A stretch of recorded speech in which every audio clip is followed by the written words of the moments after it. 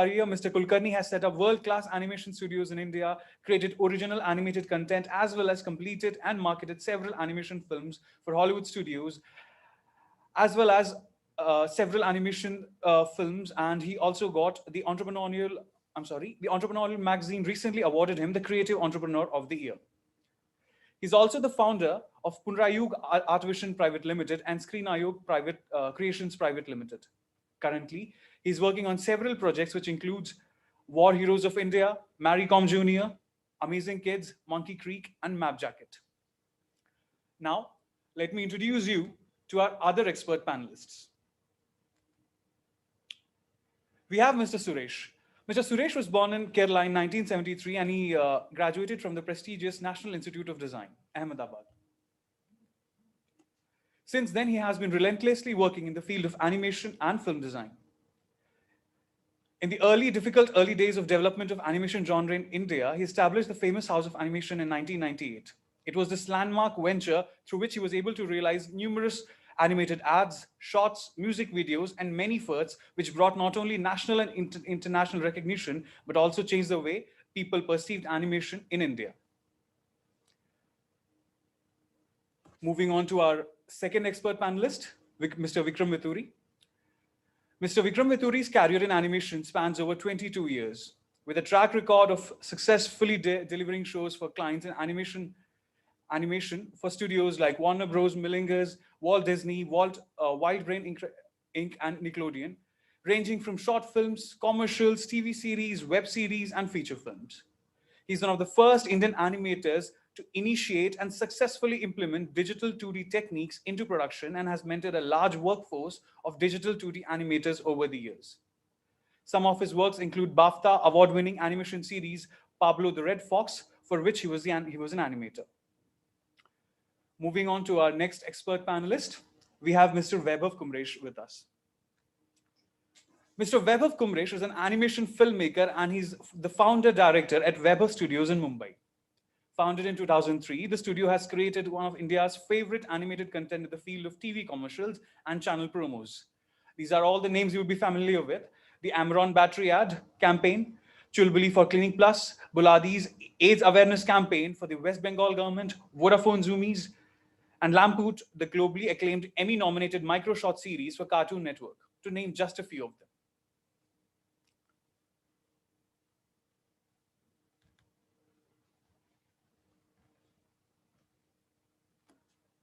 I now invite Mr. Ritvik Ghosh to further talk about the session with us.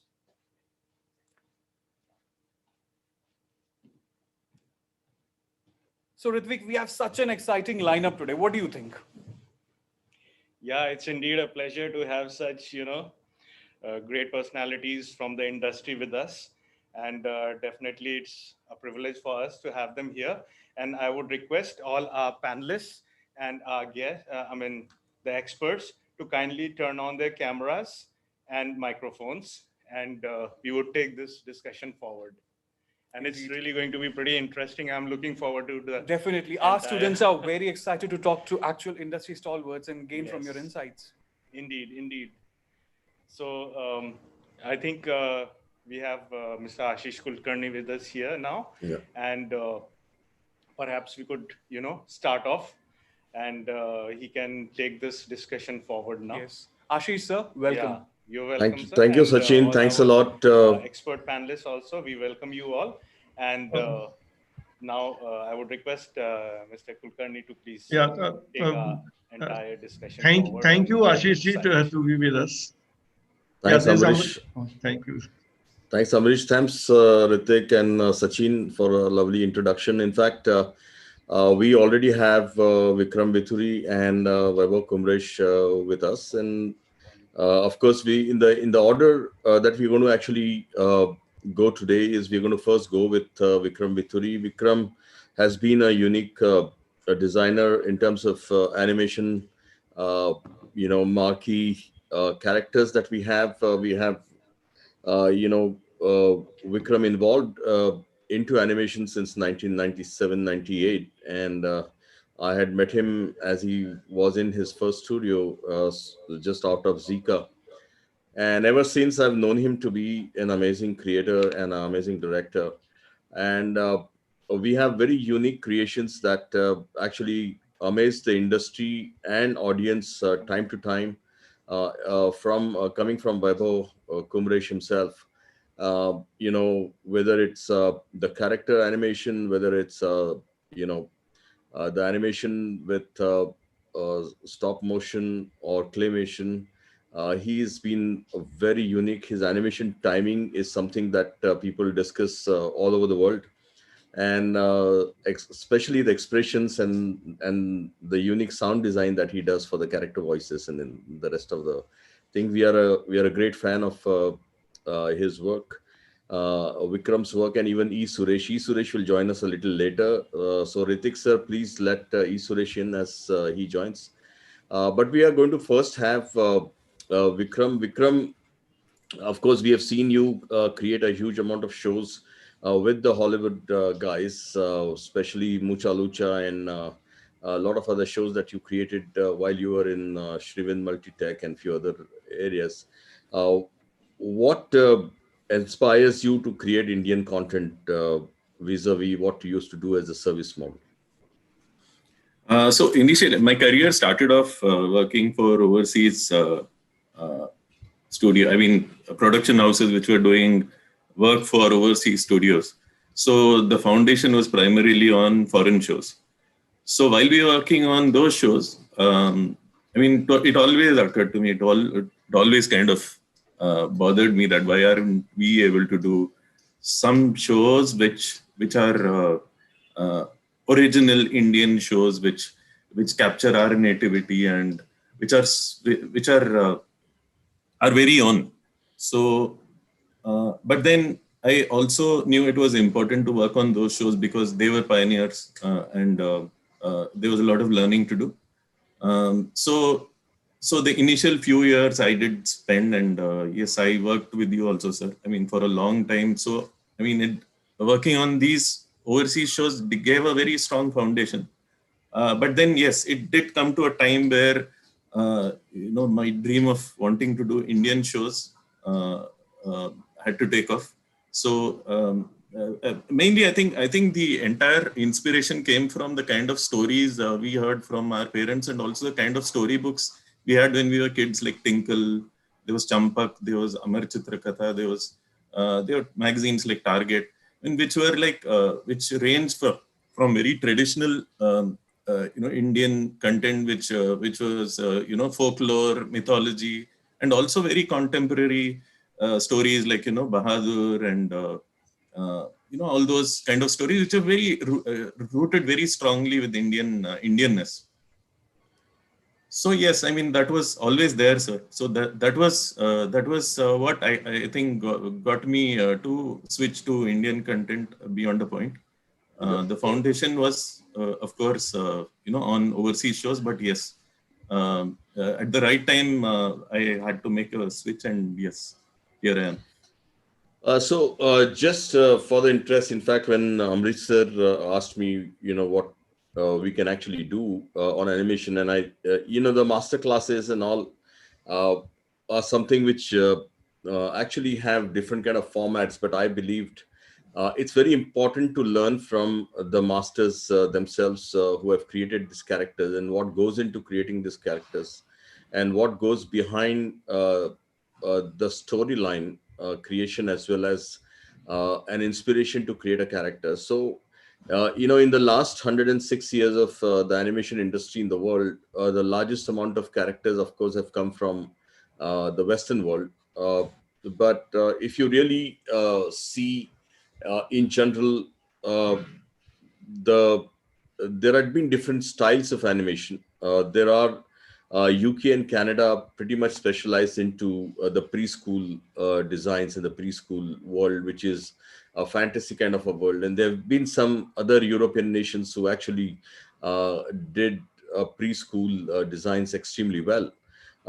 Most of the boy properties actually came from Japan, and they really specialized in the boy characters and the boy superheroes. And most of the properties actually came from the US and the North America. So much so, there have been different styles of animation. You have one is very popularly known as the Disney style, which is, very a fantasy world. The colors are very soft and many other things. So is what we have in the UK and the Canadian style actually has the softer colors and few other things. Indian animation has been extremely bright and having lovely colors and few other things that came. Same thing is followed within the Asian subcontinent. That the colors and the vibrancy of the colors and the characters have been very unique. Whereas if you see Japan, who used to create manga comics for hundreds of years, actually, these comics are even popular today. If you go and see people in the trains in the city of Tokyo or any other city, most of the people, even adults, are consuming the manga comics on their cell phone. And the same manga style got converted to animation, and it's now called anime. And that's a very popular style of animation. So many people asked us, what is the Indian style? And of course, the Indian characters were always so fascinated. The uh, the rich, I won't call it a mythology. I call it an Indian heritage. Whatever Indian heritage stories have provided us, all these characters were very human, and they actually did marvelous things. We had superheroes to very unique storytelling that actually got uh, many Westerners and many other Far East people and the other countries inspired. When we talk about animation, in more than 140 countries, animation is kind of skewed towards the kids genre itself. And that's a problem that we have with the animation, because more than 100 countries, animation is just 2 decades old. And same is the case with India. We grew up on animation very recently, although we used to have animation when the Doordarshan days from 1977 onwards. We used to have a Pingu as a show and a few other small animation. Plus, we have very amazing creators of animation at that point in time were, Ramon sir and uh, Mr. Kurana sir, and also Savant sir, who have created unique, characters and unique stories. And as a child, we grew up on those stories. But the people who were born in this country after 1992, 93 actually grew up largely on the Western content till the time many people realized that the dubbed Western content or dubbed Japanese content was capturing the imagination of most of the Indian kids. Uh, Soon we actually had characters like Little Krishna, Krishna Orkan, Shaktiman, Big Bees, also the Chota Bheem, Tenali Ram, and uh, Akbar Birbal, and many these shows actually took over. And then we started having a better TRP with the kids when the Indian stories actually made it uh, to the screens here. But then we also had a lot of international following, and I think one of the shows that I'm really looking forward that Vaibhav would put you on to is the Lamput, which is an Indian creation, which is actually first commissioning that happened for the international audience, and it actually came to India much later. Whereas the creator is Vaibhav, who's going to talk about it today and show you what that character is. But one of the unique characters, which was Little Krishna, Vikram was involved with the character there. Vikram was also involved with our Krishna or Kans as a character. He actually directed the movie called Krishna or Kans, and then also directed Shaktiman. And presently, he's directing Little Singham, which is an iconic character right now in the kids segment, as well as having Golmaal Junior. Again, a unique show. One of them is on Discovery Kids, and like Little Singham is on Discovery Kids, and Golmaal Junior is on Nickelodeon. Nickelodeon, yes. So I would like you to actually look at the present shows. Of course, we will during the discussion talk about what would happen if the population of India and some of our subcontinents it becomes a family entertainment genre. How will it change the dynamics of the whole thing?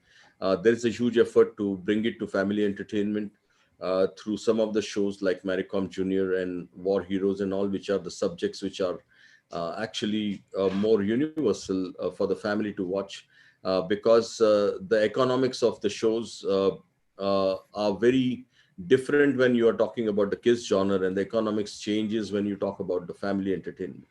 So Vikram, let's quickly, unless you want to talk about some of the other characters that you developed, what went through your mind when some of these unique characters like Krishna was developed or Shaktiman was developed? If we can quickly touch upon that and then go to Little Singer. Sure, sir. So when we are working on Little Krishna, I think uh, the main focus was to make. I mean, Krishna is God. We all worship Krishna. So to arrive at a design that is acceptable to all was, I think, one of the biggest challenges, because everyone has their perception of God. Everyone has their preferences. So initial issues like, uh, there are a lot of analogies, like, eyes in the shape of lotus, feet, kamal ke jaise charan, and all this. So which is an analogy, but literally when you translate it to a visual, it doesn't look right. I mean, making lotus shaped eyes literally like a lotus won't really, I mean, it doesn't look okay. So the characters tend to look very distorted. So, going through these hurdles initially was, I think, one of the biggest challenges. But yes, finally, I think what everyone agreed on, and where the designs that we arrived at in the end, was mainly to capture the beauty of Krishna and his enchanting personality in every way.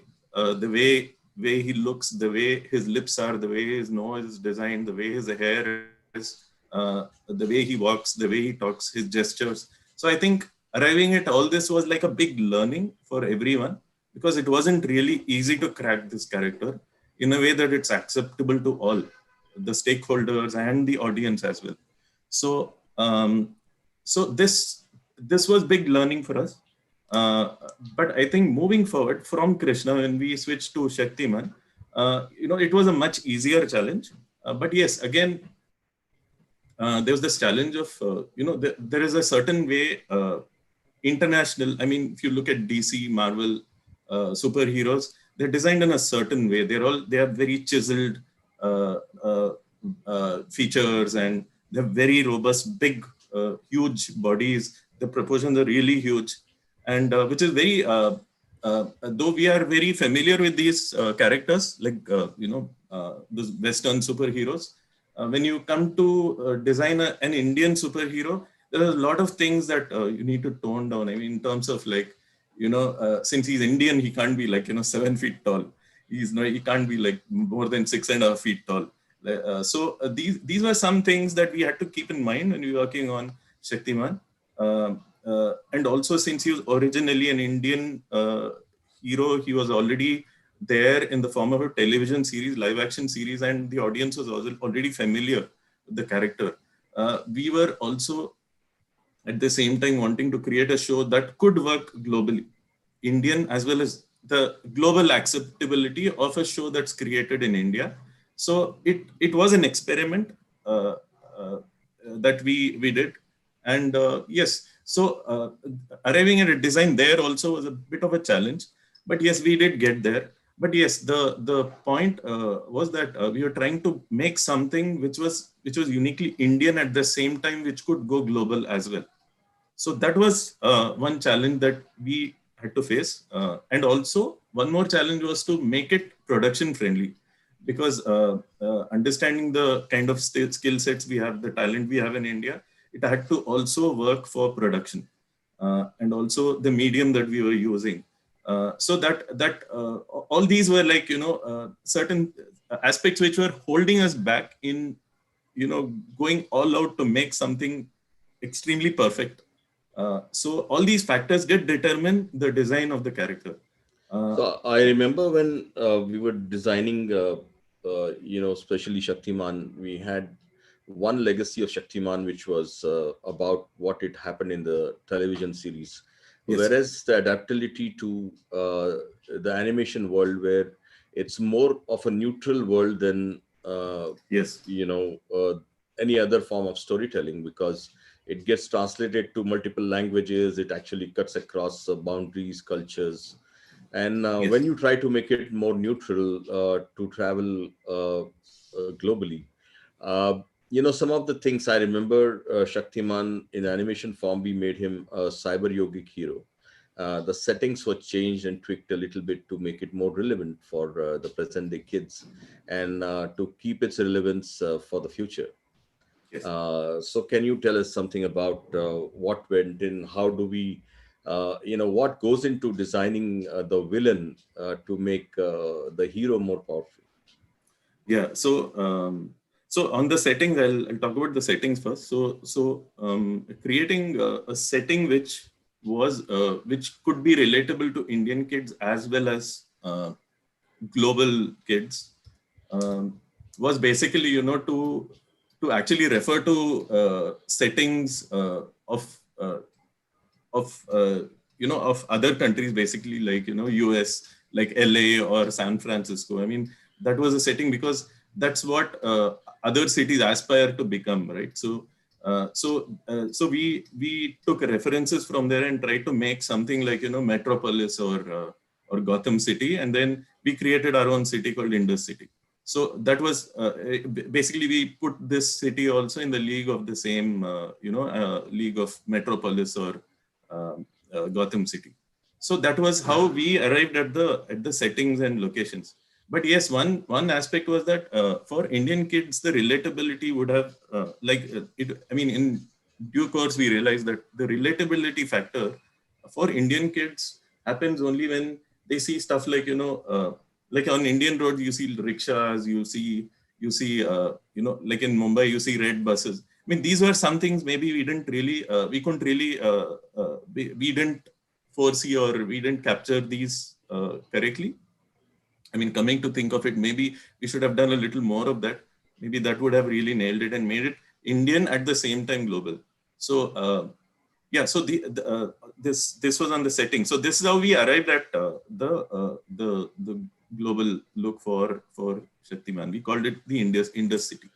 Yeah. On the villain, yes, I mean, the stronger the villain, the better the show becomes, because you need an extremely strong arch rival for to make the hero bigger. So the more powerful or unreachable he is, the more interesting it would become for the hero to weave plots around him, or to to magnify him on screen, to even explore interesting plots.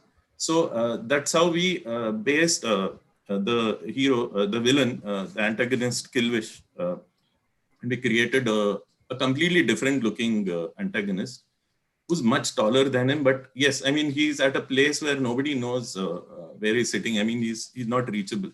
He's literally not reachable. And Shaktiman is constantly trying to figure out where he is. So that was something that we kept as a layer in the entire series. So I remember that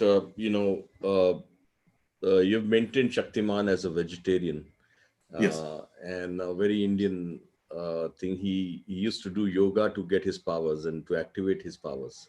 Yes. And then you also had a very interesting take that he was always a normal person, like a normal human being. Yeah. And in the case of the difficulty, he would actually change his form and go to the next form to fight the evil. So, of course, some of these things were definitely there in the earlier Shaktiman, which was in live action.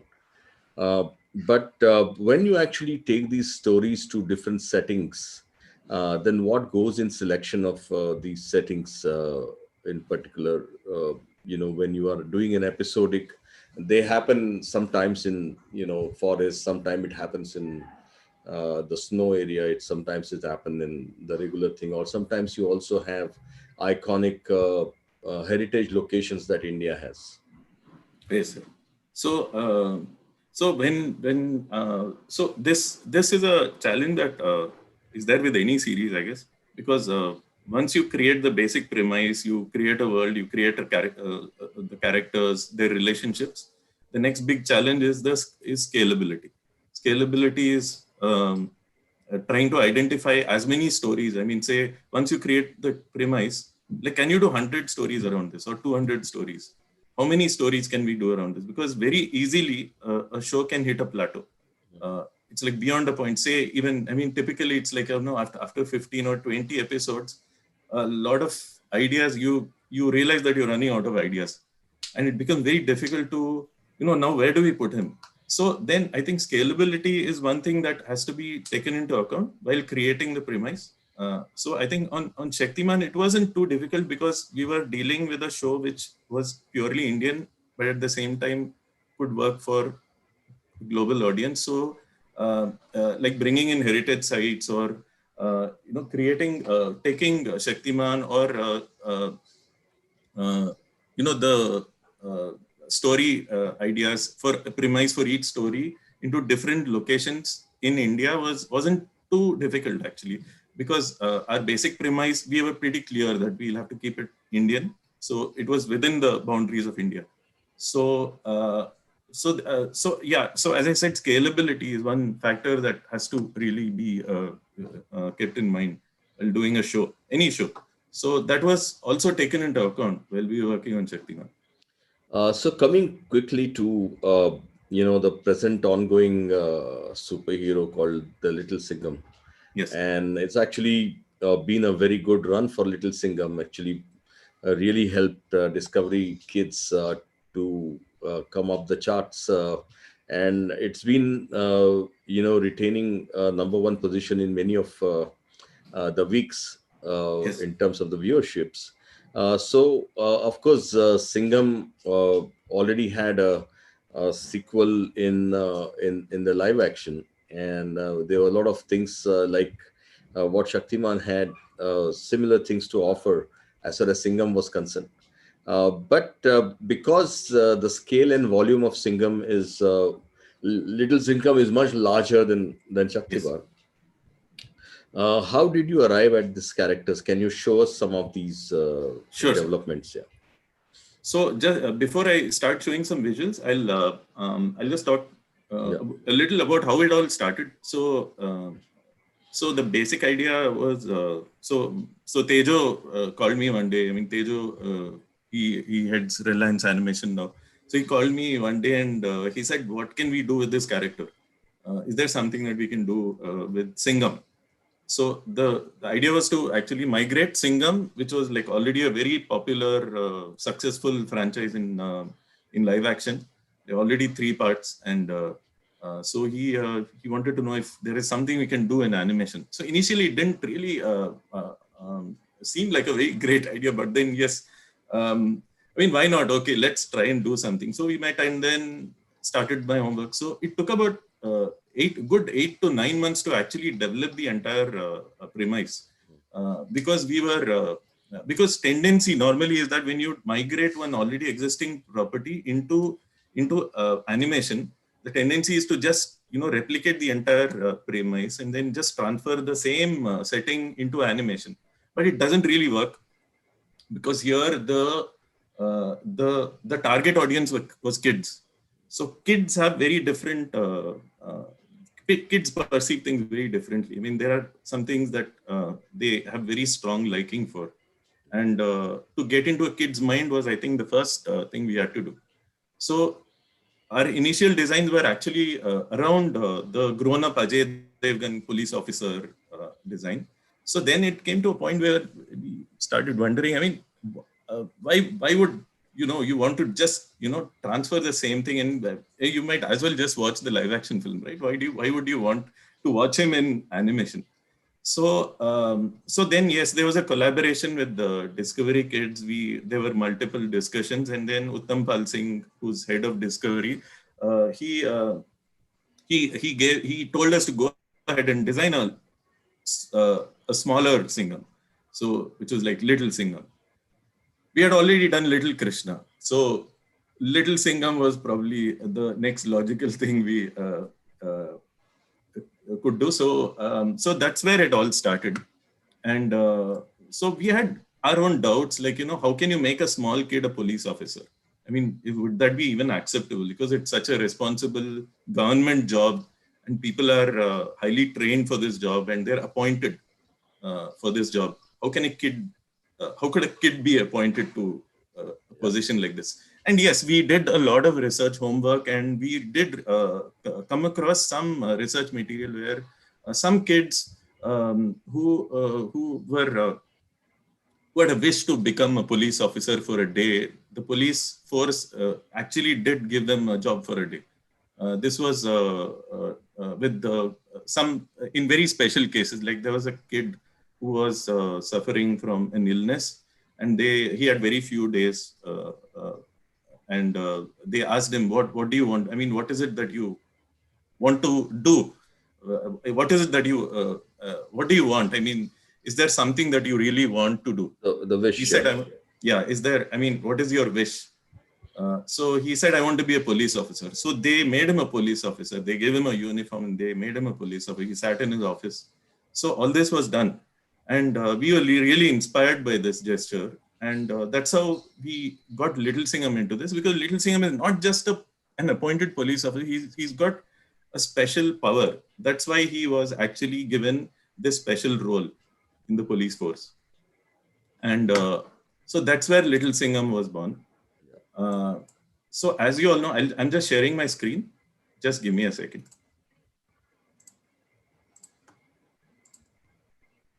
So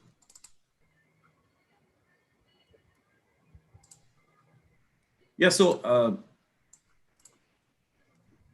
as you all know, Little Singham is based on the live action movie that's that stars Ajay Devgan. So he's actually the same guy. It's just that we created an entirely new world around Little Singham, where the basic idea was that DNA of a lion is fused with the DNA of Little Singham. So he's not Little Singham, he's Ajay basically. So Ajay Devgan, so therefore Ajay, his name is Ajay. So so Ajay's DNA is fused with the DNA of a lion, and therefore he gets superpowers. So he has a tattoo in his hand. These are like things kids really like, tattoos, stuff like this, which they can, even, they can even stick something like a sticker, and, it becomes like a merchandisable thing. So, so he's got this tattoo, and when he gains these powers, he becomes 10 times more powerful. He gets the powers of a lion. So he has all those iconic moves which Singham has in the live action film. And so he leaps up high like a lion, and he does panja attacks and all that. And he becomes 10 times more powerful. So he can fight villains who are like 10 times his height, 10 times his size, who are 10 times, even if they're 10 times more powerful, he can fight them. So this makes Little Singham a tiny superhero who's like an explosive, like, atom bomb who can, who can finish off anybody, whatever be his size. So there are these typical David versus Goliath moments in every episode of Little Singham, which is like a moment all kids wait for. So we devised all these little things, in every episode, where Little Singham has this David versus Goliath moment where, this tiny little boy, he confronts a huge villain. So we designed like several villains. Now we are like close to 330th episode. We've done close to 8 telefeatures, and we are almost reaching, so we are midway, we are almost finishing the 9th telefeature now. All this was done in a span of 2.5 years. So this Atamaji Satakli moment is like the most iconic moment in Little Singham, where, there's this situation in every episode where he, even though he's so powerful, he does encounter hurdles, and where he also gets beaten up a bit. So that's when he gets really angry. This is like, this is where he gets angry, and then he says, Ata Maji Satakli. And then he does his final, he gets this lion power up, which is like he gets he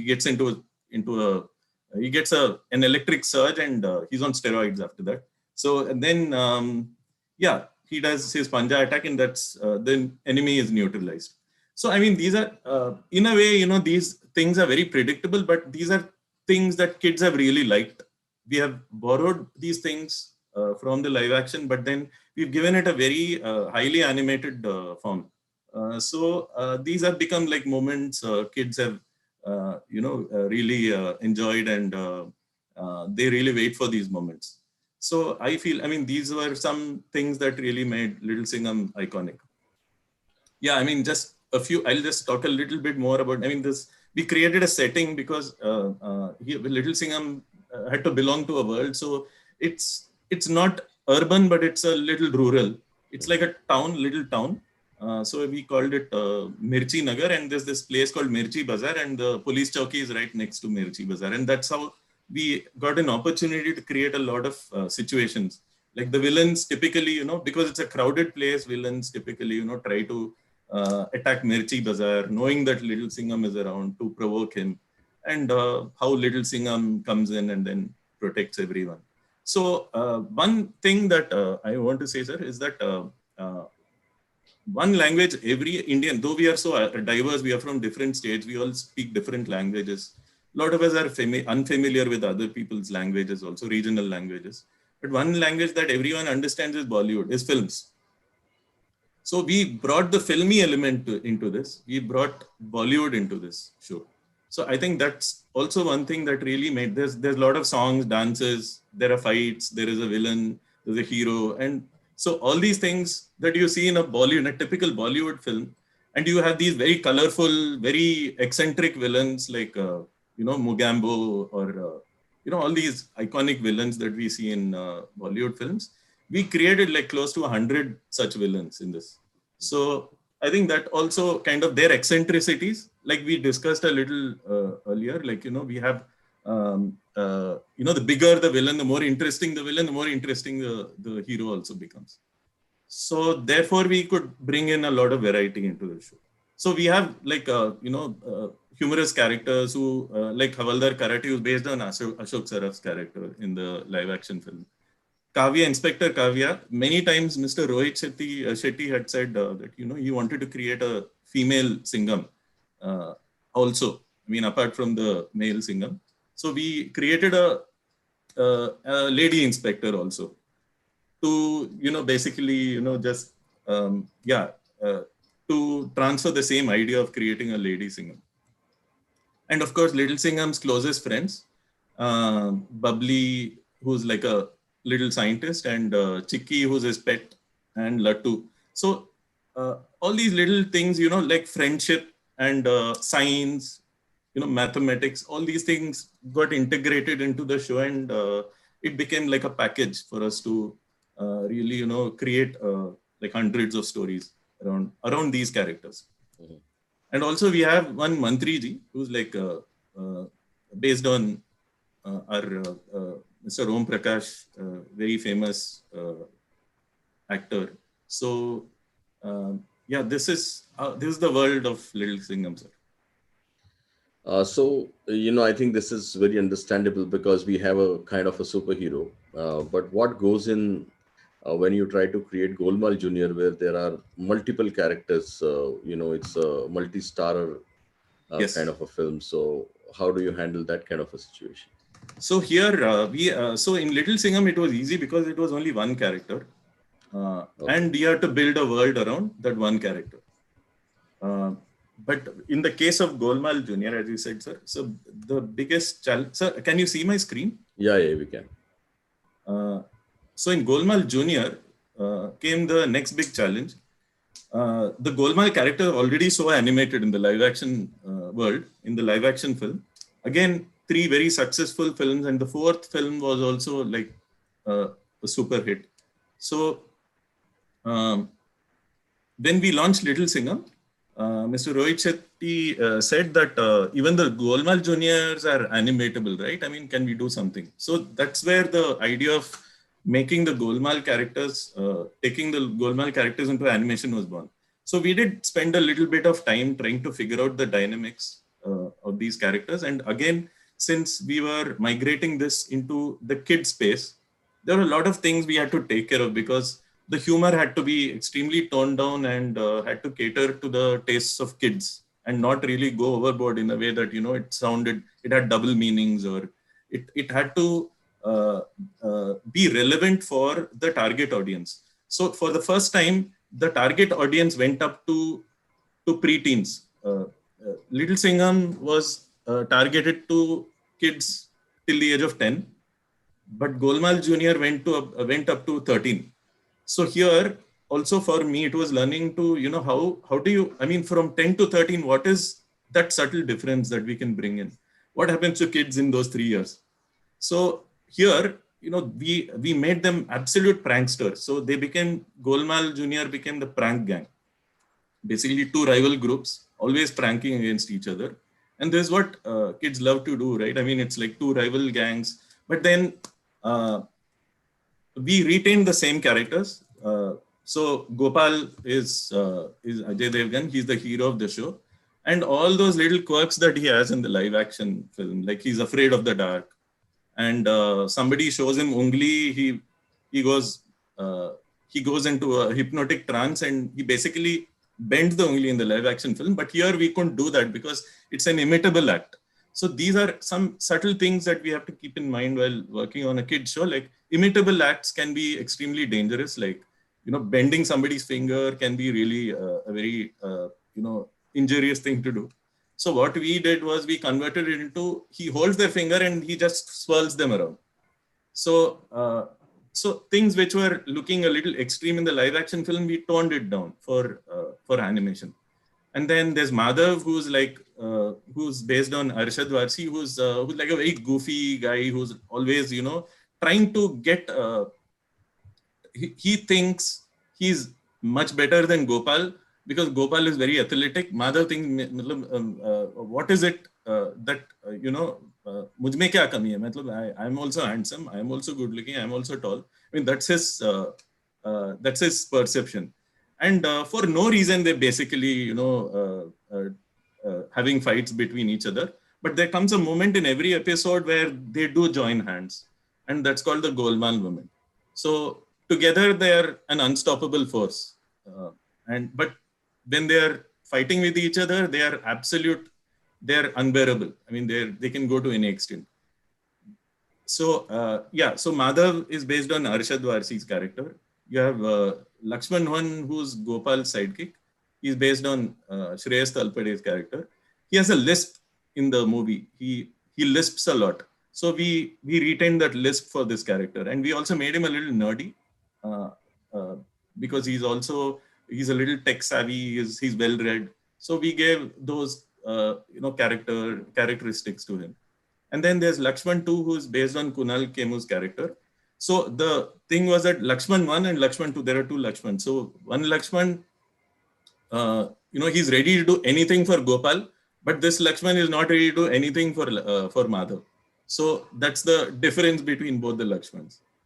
He's a very pessimistic guy. He's always, trying to find ways. Even he doesn't sound positive at all. I mean, that's his typical characteristic. And then we have Lucky, who's based on Tushar Kapoor's character. So one big challenge that we had with this character was that Tushar Kapoor's character is mute in the live action film. So showing a mute character in a kids show was not it wouldn't have been a wise thing to do. So we gave him a lollipop. That's it. He's got a lollipop in his mouth, but that lollipop is basically, he's addicted to that lollipop. He just doesn't take it out. Anybody pulls that lollipop out, he'll show them hell. So as long as the lollipop is in his mouth, he's the most peaceful guy in the world. So that's how we manage this mute thing. So that's the reason why we also, when somebody pulls a lollipop out, he does say a word or two. So kids get an impression that he can talk. So So that's how we manage this aspect. And then, yeah, I mean, there are these moments when they all join hands and it's like, they are unstoppable after that. Basically, to solve a big problem, they themselves, created or they got into, and how do they get out of it? So they all join hands. And also we have other popular characters like we have Johnny Lever who plays Puppy, who's like so since it's a kid show, the world that we created is that they stay in a school hostel, and in a school, and they go to a hostel, and Puppy is the peon. He doesn't like any of the Golmaal kids. He's always trying to get them kicked out of the school by complaining to the principal, who's based on Utpal Dutt from the old Golmaal. So we got back Utpal Dutt from the old Golmaal movie. Kids of today might not be familiar with Utpal Dutt, but so we wanted to pay a tribute by bringing him back into this in the form of principal. So he plays a very important role in this. So yeah, and you have Vasuli, who is like, again, an iconic character in the Golmaal movies. So he's like a very close friend to the Golmaal gang, but he's not part of the school. He's got a fix for every problem. The kids basically keep taking him for a ride. So since they're pranksters, they go to him whenever they encounter a problem, but he has a quick solution. But he it always comes for a price, but he never gets paid for it. So that's how his role plays in the series. Yeah, and then we have the other characters also, like Pandu, and all these are like familiar characters, Inspector Dande and his Havaldar. Yeah. Yes, sir. What about the backgrounds and settings in this? Yeah, so background and settings is, so we've created an entirely different palette for this. So something we felt, since we were doing this for Nickelodeon, we studied a lot of Nickelodeon shows, and we created a setting which which had a very which wasn't extremely colorful, but at the same time had fresh and nice, vibrant colors, which could hold the characters, and the emphasis could be more on the characters and less on the backgrounds. Yeah. So this is how we arrived at all these locations. So this is the school they go to. This is called the Golden Hills High School. So we created an entire campus. So the school, then there's an area behind the school where these guys hang out, and then there's school hostels. So the school corridor. So most of the stories are set in and around the school. Yeah. So it's in the hostel or in some place inside the campus. So this is how we arrived at. I mean, this is how the characters look against the background. So this, I mean, we use very minimal colors. So if it's green, just different shades of green, and just one color to break. Like if we have a slightly reddish wall, just to, for a color break. And then the sky, of course, blue. So we followed a 3-color formula for this. So yeah.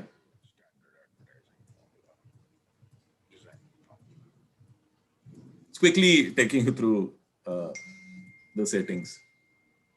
So again, the focus was scalability.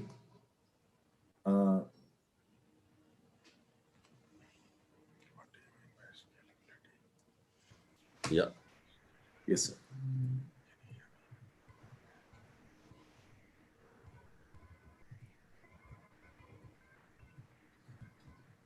So the one aspect, sir, that I want to highlight is that I mean the primary focus was to make it production friendly, because with hundreds of artists working from different places, because we are remote working with several artists, and they're from all over India.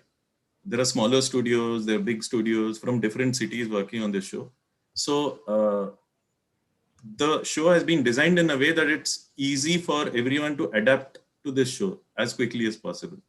So that's how we arrived at the designs or even the settings in a way that, we don't have too many complexities, and it can be scaled. I mean, we could, again, scalability is another factor in So, terms of, yeah. how many episodes have we done on Golmaal Junior? So we are nearing 100, sir, now. Okay, We've just completed 104. Oh, that's amazing. So Vikram, thanks a lot to give us an Thank you. insight into this. I want you to hang around a little bit. We are actually going to get Vaibhav Kamresh now. Sure. Vaibhav, if you can switch on your camera, and we might have some questions later, so I would actually direct those questions to you. But Vaibhav is here. Good morning, Ashish ji. Good morning. Sorry to keep you waiting. No problem. I was enjoying Vikram's journey. Yeah. So we would like to hear about your journey. In fact, some of the amazing shows that you have created, and what inspires you to do these characters. How actually it comes to life when you think of a character from an idea in your brain to the paper is the most important thing. And I always see you having a very keen observation skills. And I think that's what I admire a lot about you, because you have a very unique way of capturing a personality or capturing an attitude of a person. And Right. also not only the visible attitude, but also the way they sound, and the way you actually bring it about to this character, because those two things put your characters very uniquely into the ecosystem. Thank you, Ashish ji. So I will. I have a lot of small visuals and videos which I will very quickly go through, because Sure, we have sure. very little time. But Yeah. I would say like some of the background, Yeah. like my background. My Yeah. dad was in the army. Yeah. So I have grown up all over the country, traveling every 3 years, 4 years to different parts. So just that everyday life around us itself has been so exciting. So maybe what we are absorbing is what is going into our films. And yes, there is a slight manufacturing defect in all of us, because of which we've turned out the way we are. So we all have our own unique ways of you know perceiving the world. We find things very, very interesting. So for me personally, everyday experiences, or my I like to draw from my own experiences for my story. I my first hand experiences. So what I'll do is, after okay, I basically did not study after my 10th. So I'm actually 10th pass, and I didn't do my 11th and 12th. Matlab barabar school mein jaake I did not study. But in my time there was the option to do graduation after your 10th. It was a 5-year graduation. So I chose to graduate in fine arts. So during fine arts, I think there's a lovely thing which our teachers made us do, which was to uh, to sketch. I'm very quickly sharing my screen. Can you see this? Yeah. Yeah. Okay, so I will start in a reverse order. Like if we go into this, we were asked by our teachers to sketch every day from what we see. So group sketches, people, like say if I'm traveling by train, if I'm at the sabzi mandi, if I'm at the bus stop, observe people and keep sketching them. Whatever you see, whether it's you have a ballpoint pen or you have a HB pencil or a 6B pencil, or whatever you have in your hand, does not matter, whether it's an airport or a train or any place where there are people. And thankfully in our country, there's no dearth of people. So it is always lovely to observe people, and then you create your own, your own world based on that. So for me, I would now stick to the live sketching from life, where postures, everyone will observe so many things, because as students we tend to copy a lot from you know images that we love, that we've seen, or characters that we've seen. We try to see it and ape it or copy it. That is good, okay. When you're in 9th standard, 10th standard, you have that craze. But later on, if you need to develop your own way of seeing the world, I think what our teachers in the fine arts taught us is very, very valuable even today. So whenever possible, I will take out my sketchbook and I will sketch. So whether it is people, their mannerisms, their hairstyles, their clothing, their postures. There are so many things that one can observe out of this. And when I would do my projects, this I'll probably take you through some of the finished work later on, but this is the homework. These are uh, scans from my sketchbook. This is for an Amaron battery commercial that we done, and there was a DJ. So I'm sure many of you who are from India, the young audience, might know a show called Mad with Rob, right? It's an art show, and Rob is the host. So Rob was an intern with us. He was also a student of mine at NID. So when we were working, this was before he joined. He became famous, obviously. Uh, so Rob was the inspiration for this DJ when we made Amaron battery commercial much later. And lots of rough sketches, because this is where you are pouring out what is in your head, designs, how you want. Like, this is a sequence from that ad, um, where a politician's car becomes a mandap for him to do the rally. So how does the car unfold, and how does it become something else? Or how does what does the model on the catwalk, on the ramp look like?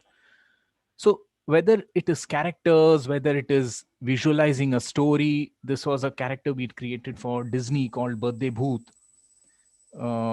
Writing down stories, making rough thumbnails. Thumbnails need not, like, every work of yours doesn't have to look good. In fact, the look comes much later, but pouring out what is in your head, I feel, is very, very critical. These are very rough thumbnails, doodles.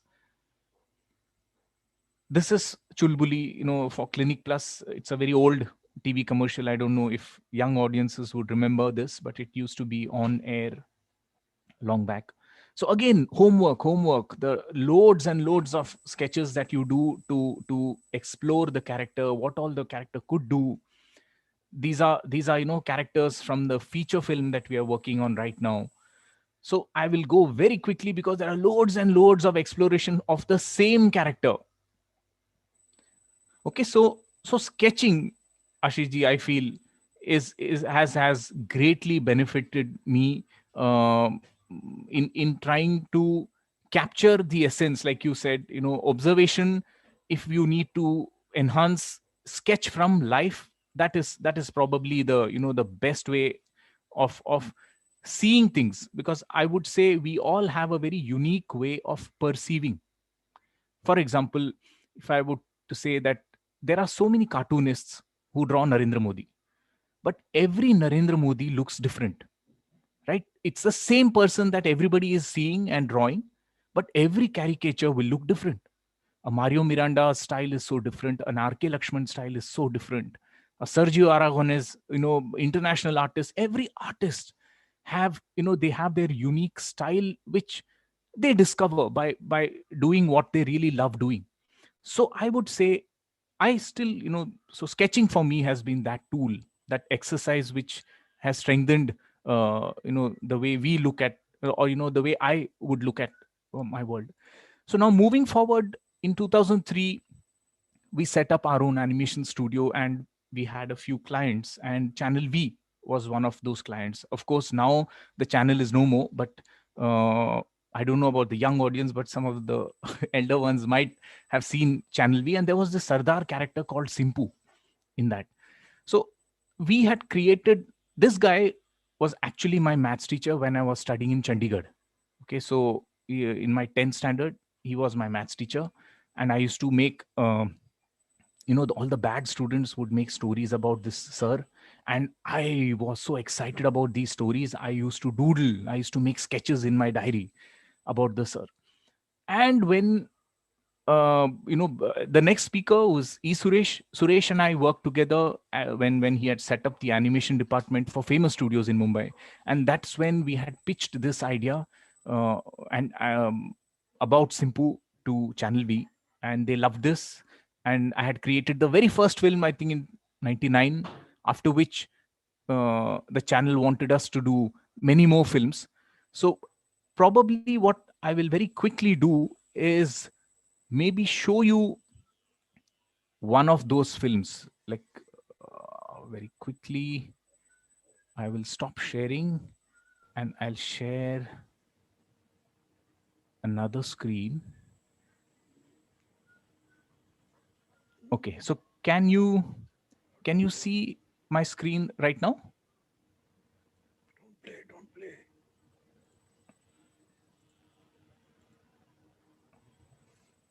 Vaibhav, can you play it from your screen, from your computer instead of Yes. YouTube?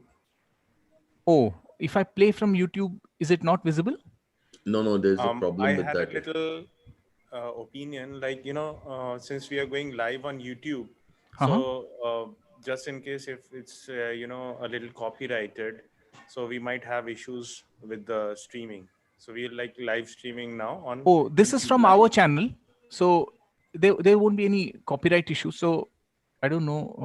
Yeah, because Okay, the I'll try videos are playing this. watermarked If by it the doesn't play channel, right, so it then I'll must not not do be the Creative YouTube videos. Commons. Then we'll have difficulties. Okay, let So me our just channel try just might this. get If blocked it or doesn't something. work out, then I'll not play. Yeah, because like the channel might get blocked. Oh, तुझे देखा तो ये जाना सनम भाई कुमार भाई गाने में vibration क्या मैं डालूंगा सॉरी सर वंस मोर तुझे देखा तो ये जाना सनम yes Samsung V super singer talent का ओरिजिनल मुकाबला तुझे देखा तो ये जाना सनम प्यार होता है दीवाना सनम. okay. So I'll stop with that. I'll not play anymore from that. So basically, this was the character that was created for Channel V. I will just go back to sharing my screen again. So Channel V was very supportive of this character because it did very well, and there was many films. They're all alive on the internet now, although the channel is dead. So Simpoo was like a brand mascot for PETA, which is the People for Ethical Treatment to Animals. There was a spoof on KBC as well. There was a special show which Channel V created for Simpoo. So this, as you can see, it's all hand drawn. It's a sketch kind of a medium. Then we went on to create another film, which was the Amaron battery commercial that I spoke about earlier, which was stop motion. So these are miniature clay and cloth and miniature puppets in a miniature world. Okay, so one more thing I want to add over here is, having gone through the fine arts experience, we were exposed to a lot of mediums, whether it is drawing, sculpture, even in sculpture, whether it is plaster of Paris, clay, paper, or there was printmaking where we would do woodcut, metal etching. There was photography, photojournalism, where we would develop our own, black and white photographs. So the practice of doing with your hand and exploring different mediums was very, very important, because when I went to NID, or National Institute of Design, to study animation, I already had a basic feel of a medium, and I could use that to explore movement. So when you know a certain medium, like for example, the next Amaron film that you see on your screen, you saw the sketches, rough sketches that I had shown you was for this film. This was done digitally in Maya. So whether it is a physical puppet or a digital puppet, for us, it is a tool. As an artist, as a filmmaker, as a storyteller, I am just using every medium like a tool. Like when you're children, you use crayons, or you use watercolors, or you use oil colors. Basically, they are all just tools that you're using. So even today, whether you use a Maya or a Max or a Nuke or a Fusion, it doesn't matter. What you do with it is most important, and for that, your brain or your dimag has to be more enriched to be able to make that tool do it. So these are all stills from the Amaron battery commercial. I had shown you rough sketches. Again, this is Rob. This is how he became a DJ in the Amaron commercial. This is again the finished version of Chulbuli for Clinic Plus. This was a music video that we'd created for a client in the US. So it was a mixed medium where there was live footage, there was hand-drawn stuff which we'd done on top of this. This was another mutual fund PVC with a different kind of a style of design for characters. This was birthday booth for Disney Channel that we'd created. This guy would scare kids on their birthday. I think the program is still on, but we don't do that anymore. We had created this many years ago, along with the creative director of Disney, was Piyush Raghani. Then there was a campaign for the West Bengal government, which is like an AIDS awareness campaign, which again is miniature. These are all miniature set and puppets made out of foam and cloth. So those from West Bengal might have seen this because the government had aired these films. It's like a public awareness campaign. This is again stop motion animation, so different mediums. This is ink on paper. You know, what I personally believe is style comes from the teller, from the storyteller, from the filmmaker. We love to collaborate with multiple filmmakers, multiple directors. In fact, at our studio also, we have a panel of interesting people who have their own strong visions. And I'm most happy when they can realize their visions their way or tell their stories their way. That is something. So one of our directors have been Rajiv Ipe, who is a very promising. He was a student from NID as well. And he had a unique style of illustrating, which we wanted to use in some of our projects. And this was a series of idents for Nickelodeon. So Nickelodeon had the orange, white, and green color combination. So this is all ink on paper with a little bit of hand-drawn animation. So you could probably, I won't show any more films. Like on our YouTube channel, Vaibhav Studios, you can watch a lot of our films. So I'm just very quickly going to take you through the journey. So these are all stills from that campaign that we created for Nickelodeon. This is a Telugu ad for a cement brand called Sagar Cement. It was probably aired only in the Andhra market, but it was a super hit. It was like a masala music video which we'd created, and after the success of the first film, the client invited us to his factory. He showed us the entire cement factory, and he said our next film should be, staged in the cement factory. So that was another very happy experience for us.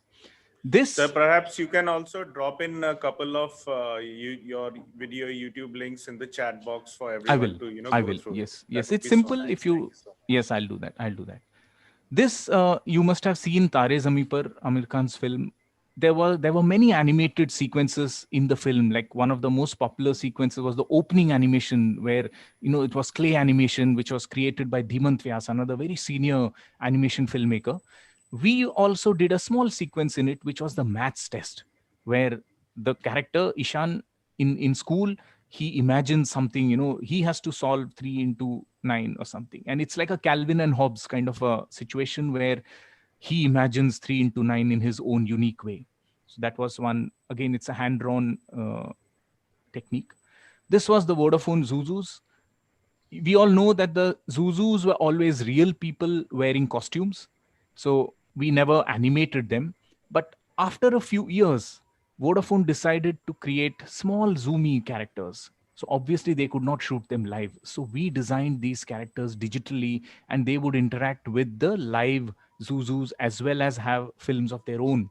And eventually we also created, like, this also is a digital creation of the Zuzus, and all the hoardings and all the press ads that Vodafone created, we would create them digitally using digital 3D as a tool. So like I mentioned, they are all merely tools that we use. So this is all our basic dal roti projects that I would call.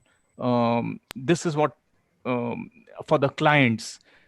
When we do advertising, one very important difference that I want to mention is, during advertising, there is a client, there is an advertising agency that decides the campaign, how to brand the communication campaign. And they come up with a basic plan. We interpret the plan as directors and producers, and we tell their story our way. So the one difference is, we are telling somebody else's story. We are not telling our own story. Our responsibility is to tell their story, but tell it as effectively as we can, using the design inputs that we've got or the art inputs that we have. We are applying that art to tell someone's story. But what we love doing even more is to tell our own story.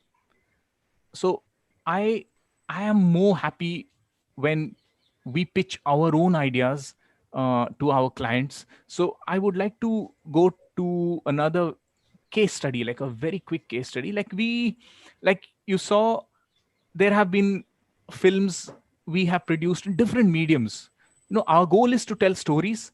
It doesn't matter whether it's a hand-drawn animation. It doesn't matter. The style basically is a tool for us to tell the story. So moving ahead, I want to again, I'll share my screen to take you through another campaign, which was again for Nickelodeon. Can you see this image on your screen? Yeah. So these are very simple paper cutouts. As you can see, जो wickets हैं वो लकड़ी की छोटी-छोटी pieces हैं. They are all paper cutouts just outside our studio in a real location. So this was an idea that we pitched to our client, which was Nickelodeon. We didn't want to do anything computer generated. We didn't want to do anything synthetic, digital. We wanted to do something crude. तो वो हमारा wish list था कि हम इस तरह का कुछ काम करें. So we pitched an idea that got Nickelodeon very excited.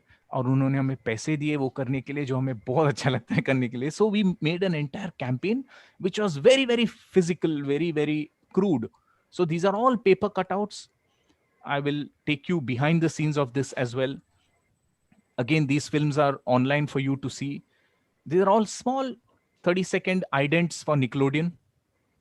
There was another, again, a part of the same campaign where eggs are singing an opera, and they have like a amne, that jugalbandi kind of a thing where one side they are playing violins, the other side is playing trumpets and horns, and these two guys have a clash, and finally it heats up so much that they burst and they form the Nickelodeon logo. So the eggs form the logo. So as a client brief, you are aware that finally I have to arrive at this because this is the brand that I'm making the film for. But before that, all this is the storytelling fun that we can have, and we decide कि इस story के लिए कौन सा medium सबसे मजा आएगा करने में. Sometimes we want to do this medium, that's why we create a certain story and pitch it to the client. So it happens either ways. Then we had another series which was using live food, where all the food would come alive and dance. And again, I won't invest time showing you these films. You can see it later. I will take you behind the scenes. This was another film where the mother is running after the kid because the kid is spraying orange all over the house. And again, they were all paper cutouts placed very, very roughly on the set. And this is our production team. If you see, this is Bhavesh, who's the technical director. Avinash does the texturing. Rajiv does texturing, fur and foliage on Maya. Tapas also does character modeling on Maya. But the beautiful part is when they jump into the physical medium. Maya का artist है तो ऐसा नहीं कि जीवन भर मैं modeling ही करता रहूं. That's extremely boring for us. We have a small team, but we want each artist to do all kinds of work because it is very, very enriching and refreshing for the entire team. So the films stills that you saw, they are all hand-drawn. The traditional 2D animation way, you can see the ladder. I don't know how many of you know what a ladder is, but the in-betweens, indication of how many in-betweens. Then each of those cutouts is manually, cut out. You can see here that they're all labeled A, B, C, D. So we know the order. Then those cutouts have a little armature behind so that they can stand. And then we replace each of those cutouts to create the animation using stop motion technique.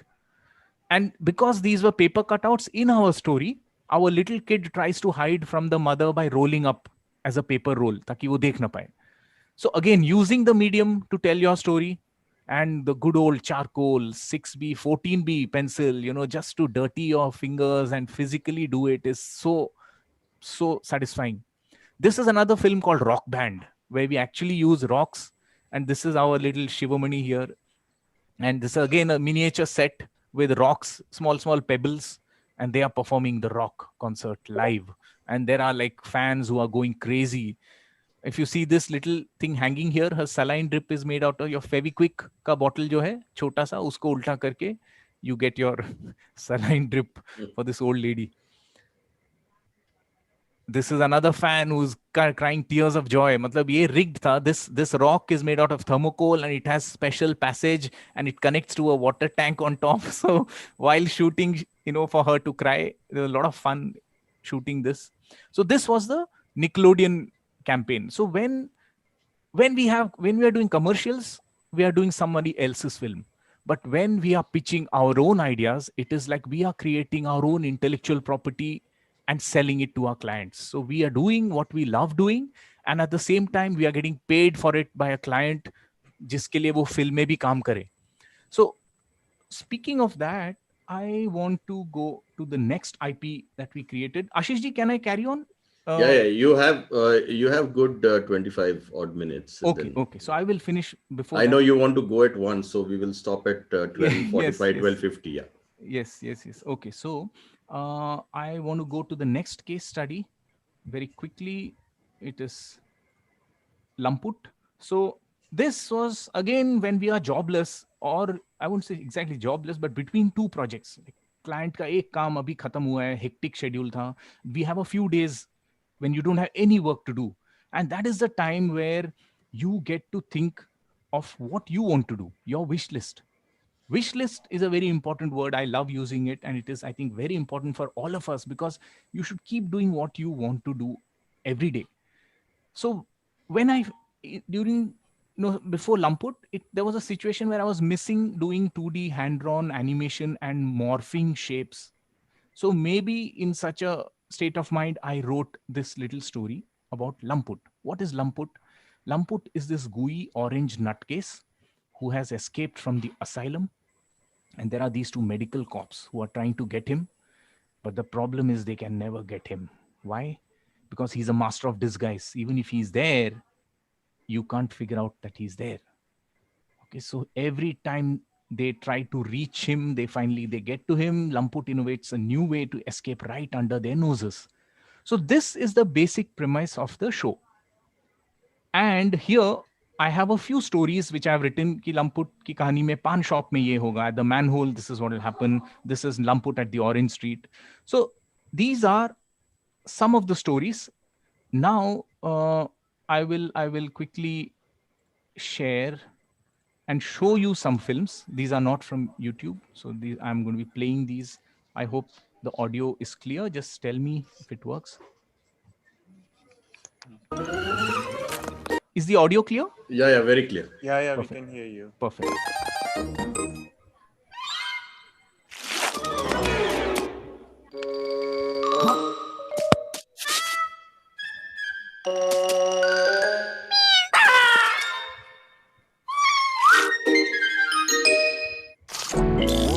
So these are very, very short idents, 15 seconds.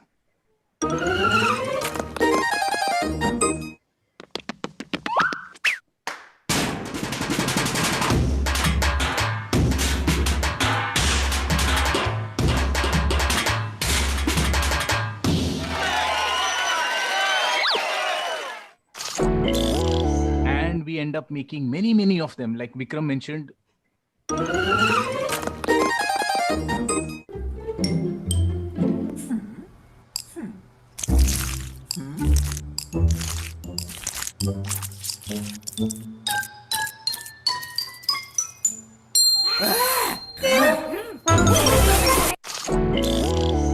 Okay, so the challenge is to keep coming up with ideas. What will happen even in 50 seconds.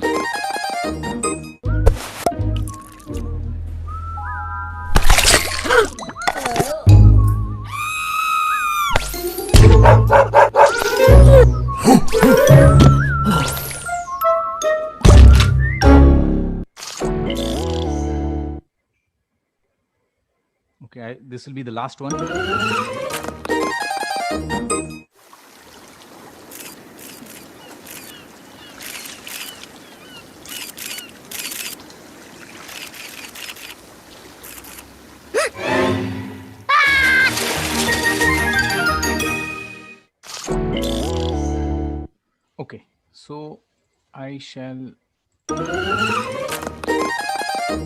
Okay, so I shall pause the sharing here, and I will go back to that pitch.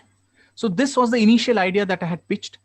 I wanted to pitch it to Nickelodeon, okay, because we'd done so much work for them, and this idea was created using the logo of Nickelodeon, which is orange. But they didn't show much interest. And a couple of years later, Cartoon Network asked us whether we had something, and I pitched exactly this document that I shared with you with them, with the Asia Pacific team based in Hong Kong. So Lamput is no dialogues, all acting. So a lot of the work, the storytelling is all figured out through rough sketches. Lots of rough sketches, notes on the story. So I will very, very quickly go through this because I just wanted to show again the importance of rough sketches. You may not be able to understand anything seeing this image in front of you. It is so rough. But the artists can do a lot of homework when they keep it so simple. This is an art gallery episode where the artist is exploring what Lamput will do with popular art, artworks that we know, sculptures and paintings. So this is our usual brainstorming process. This is MC Escher's gallery in the art gallery. Those of you who know Escher's work, he does a lot of illusion based work. So when Lamput goes into, his gallery, what happens? This is another episode about the thief and how Lamput tries to stop the thief. So this is all brainstorming, this is all exploration work, but all visual, all visual. There is very little text script that we write. We do write for a basic story premise, but most of the best parts are achieved only through doodling and exploring. Again, this is a fight sequence which happens on top of the blades of a fan. So see, this is what finally it turned out to be. But this is all the homework sketches that goes, lots of work, 3D explorations to see where the character would be on the fan blade. This is Anand Babu, who is working on this animatic. Anand Babu, another this is the core team. Again, Anand Babu is the director. He does the stories, he creates the key animation, the designs, and he's drawing. Lamput is hand drawn the traditional way where we do the keys and then fill in the in-betweens. This is Ganesh Kotale who paints the amazing handmade backgrounds. This is Roto Shah, he's the mad guy who does the sound design, music, voices for Lamput. This is all of us sitting together and brainstorming on new ideas. And we hang out together. And so many people, there is a studio based in Malaysia that helps us with the ink and paint. This is the entire Cartoon Network team for many years. For 5-6 years, they've been supporting us. We've just finished the 3rd season of Lamput. और हम लोग ये सब करते हैं, because the film is so short, जो लोग उसमें काम करते हैं, it's very difficult to give credits at the end. There's no time. So we give them credit in the film itself. On the posters, Roto, music composer, Puneet, Gokul, they all did the in-betweens. If you type Gokul and Dikka as the password, only then the door will open. So there is Dipanjan underground. There's in the newspapers. So, okay. So all this is basically the background art. If you see, this is another amazing artist called Abhilash Narayanan who paints the backgrounds. And this is his art. This is him. The bearded guy is him in the Egyptian Museum. So we hide all the credits in the film.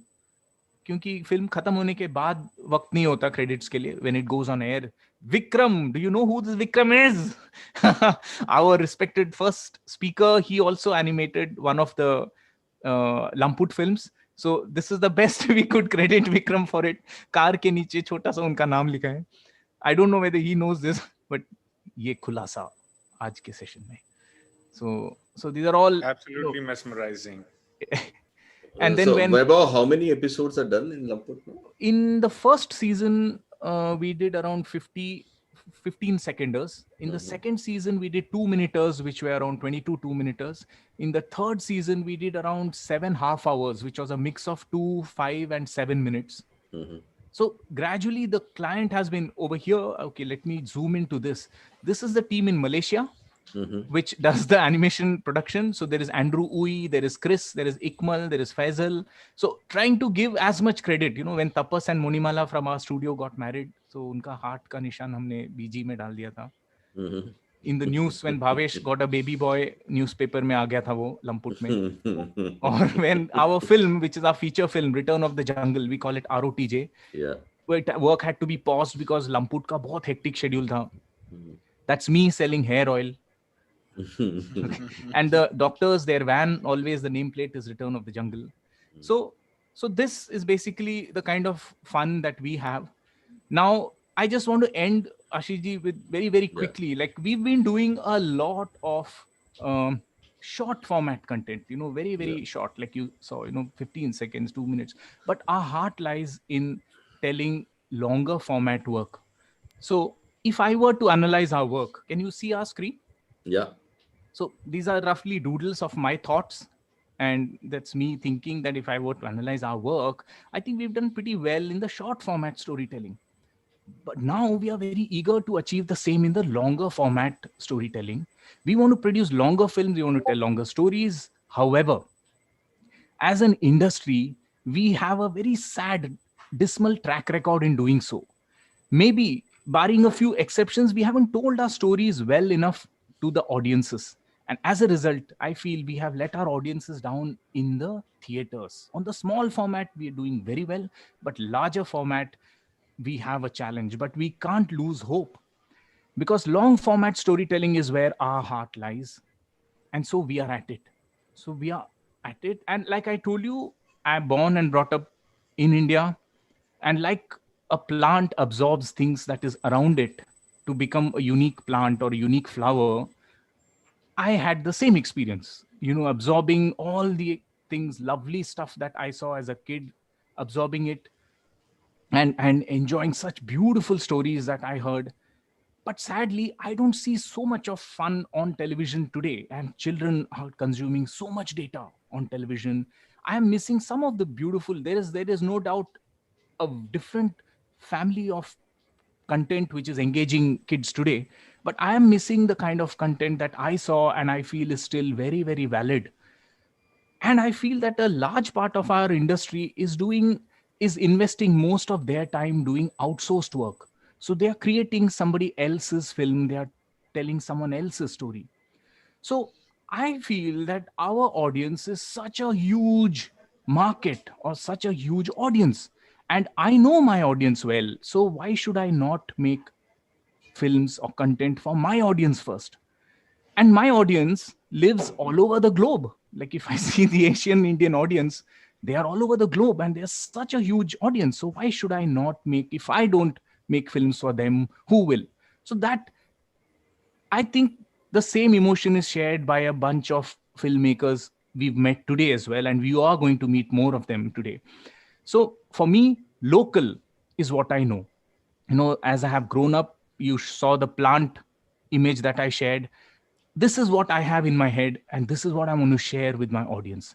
Global, if internationally, if people like our work, it's a bonus for me. Like with Lamput, it's a globally hit show.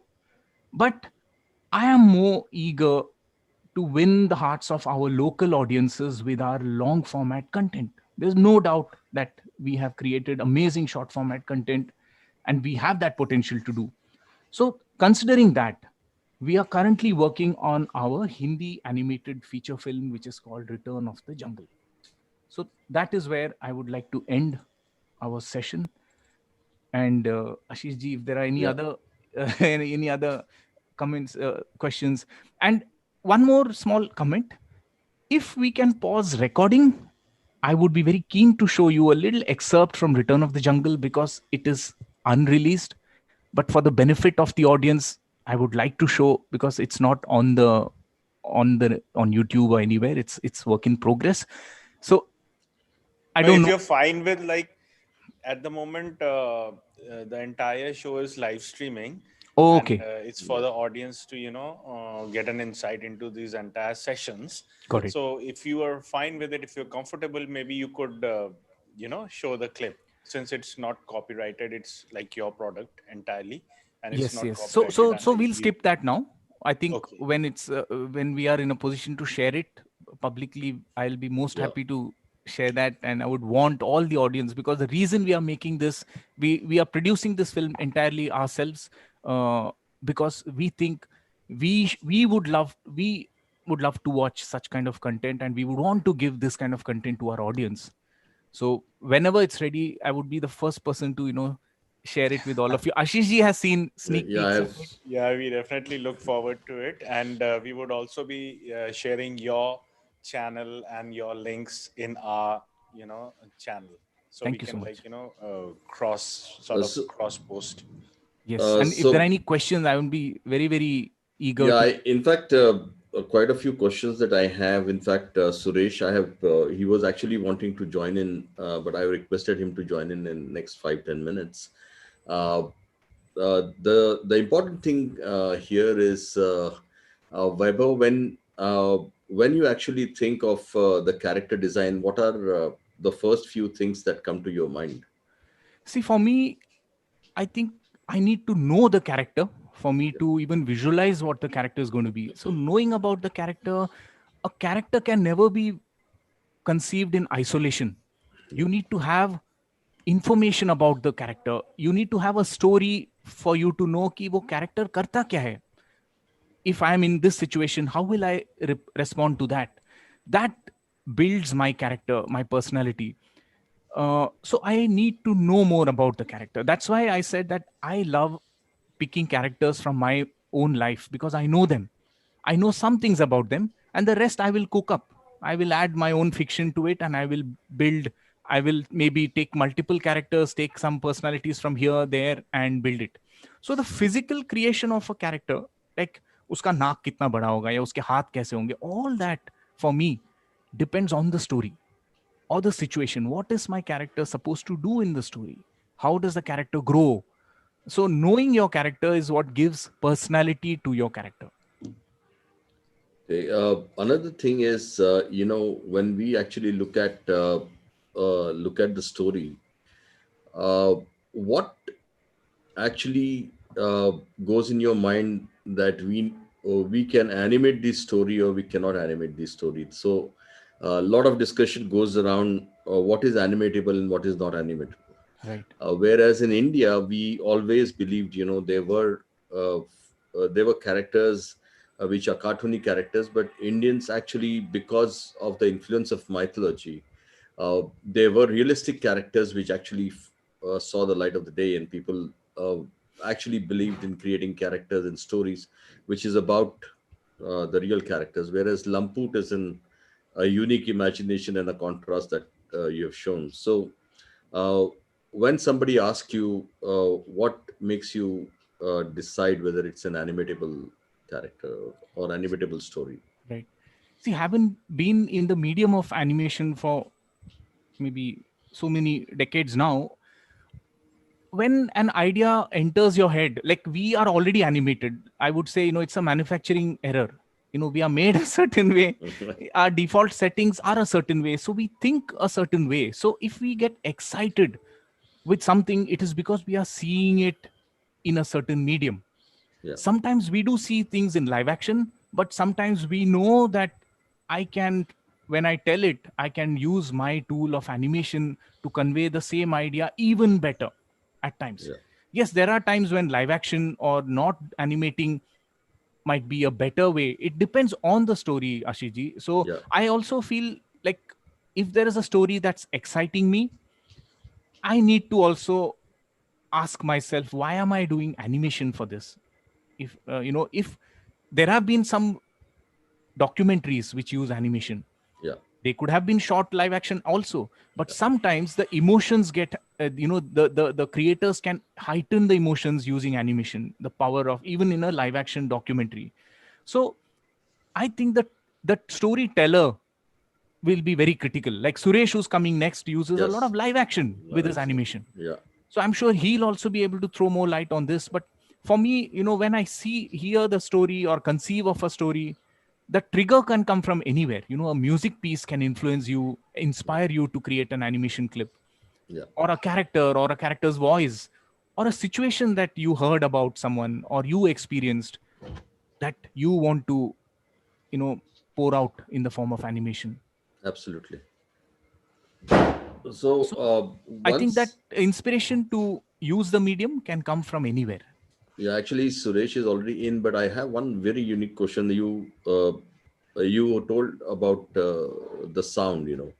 there are two kind of things that happens into animation films. One is the character sound, the character voices, in fact, uh, Right. and many of your characters don't have a voice because you actually use the sound effects, and that's another unique way. So how can you differentiate, what goes into animation for the voice of the character, or using a unique background sounds and the sound effects, Right. the sync and the non-sync effect, to give life to the stories that are created in animation? I would say again, story is going to dictate it. For example, Simpoo is Yeah, very dialogue heavy. yeah, The scripts and the wit comes out of the dialogues yeah, and the way the character delivers them or the body language. Lamput, on the other hand, is mute. yeah, They never use a language or they never speak a word. yeah, Therefore, it makes it more universal. But the bigger challenge is for them to perform or their body language or for them to think, and what the character is thinking, the audience should be able to get it through their acting. So I think use of sound in that case also is very critical. Many a times we don't even overdo the music because the visual is so strong. We want it to not get distracted by too much of background music or any other sound.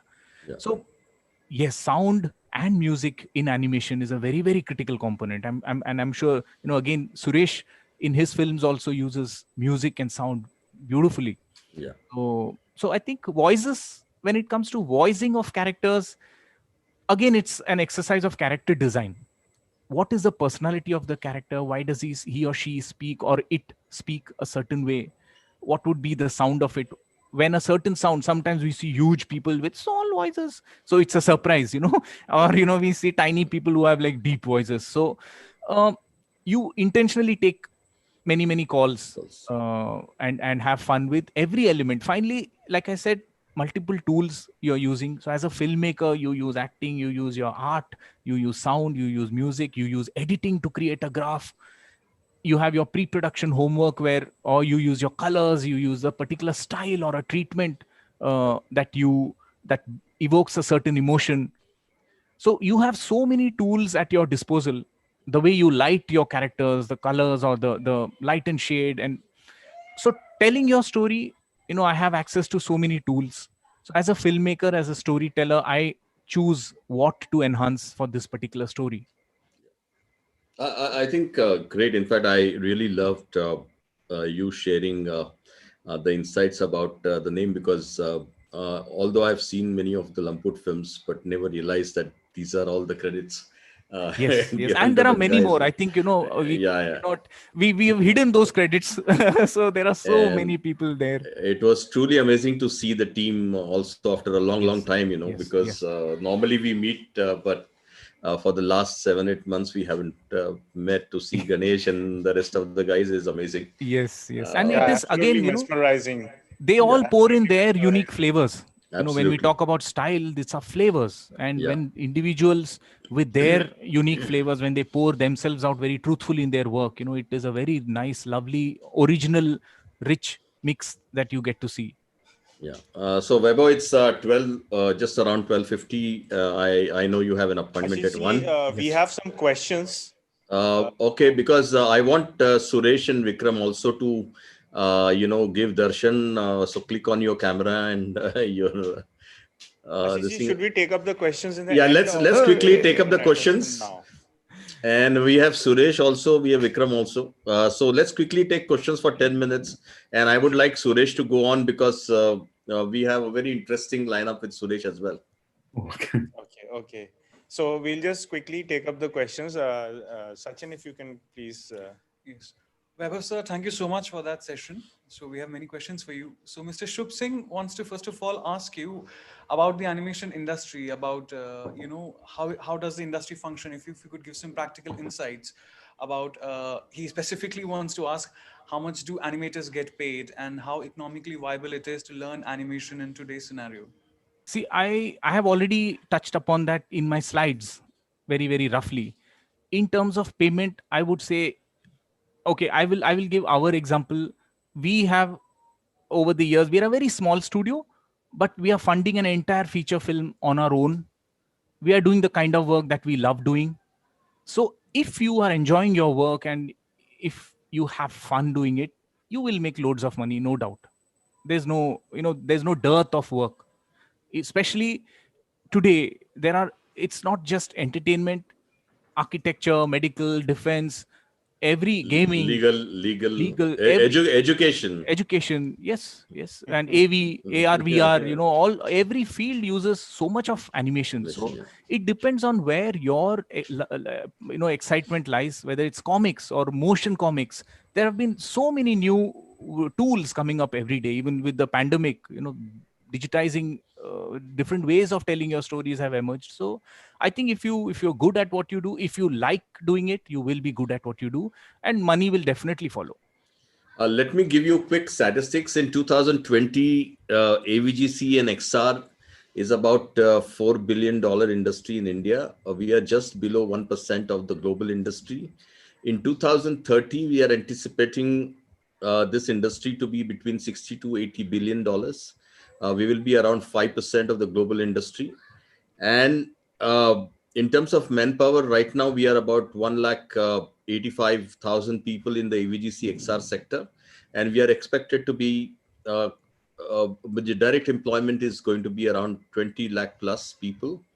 So we are going to have a 10 times growth in terms of people, and we are going to be 50% of the total universe of media and entertainment itself between AVGC and XR. So we are the largest growing sector within the media and entertainment itself, with the whole digital economy panning out and digital storytelling happening. We have the largest growth. So don't be shy in coming and making a career in this line if you desire. So please make it happen. Absolutely great. Sachin, can So we the have next question we have is from Miss Ashita Bahl. She wants to know, can we get into animation without being good at sketching? So like it's a prerequisite, right? Is that for me, or I wanted to request if I can opt out, because I'm sorry, I have another meeting right now. Sure. Vikram, Suresh, sorry, I'll have to opt out. I can't, Vikram, see you soon. Ashish ji. Yeah, sure. See you. Thanks so much. Bye-bye. Thank you all, and thanks to all the audience. I'm thank sorry. you also very much. Thank you, Vaibhav, sir. Thanks so much. Yeah, thank you. Goodbye. Bye-bye. I would quickly answer that question. I want if Suresh and Vikram to answer. The thing is, let me tell you one thing very, very clearly, that it's nothing about drawing. If you had been taught drawing and painting like you were taught maths and English right from the KG, you would have been still at it. How much good or bad you are, it's always good that I studied the animators closely for the last 25 years. Their hand-mind connect and the observation skills get best reflected when they can do thumbnails and they can draw quickly and figure out what the size, proportion, expression would be. And for that, it becomes very handy. I would say if you have it, you continue to practice, you will get it. It's always good to have it, and not so much good to not have it. So that's the kind of an answer. If Suresh and Vikram would like to add to that, what? I think that's very, very well put, Ashish. Yeah, if you ask me, I would say drawing is a must. Yes. Yeah, because it also depends on how you would be, what sort of part you want to play in the whole filmmaking process in an animation film. So and drawing is something that if you are a visualizer, if you are a director, then I think you need to have a drawing skill where you can express your characters, because mostly we are dealing with a lot of people in this industry who are not very good with writing, who are not very good with reading. They are the only craft that they have to express is mostly the art and the drawing, and that is something that I feel is a prerequisite if you get into CG and other things, you may become like an operator. But if you want to be an integral part of filmmaking in animation, then I think drawing plays a very essential role. And that we have seen in the last 70 years of masters in animation, all of them have that capability of drawing. So yeah, that's my long and short of it. Yes, I Ashish, totally can we agree. take up another question? Yeah, please do. No, I just wanted to add one point, if I may. Yeah, please. See, 95% of the artists who work with us cannot draw. I mean, the artists I work with, but I would still say it's very important to be able to draw because I draw.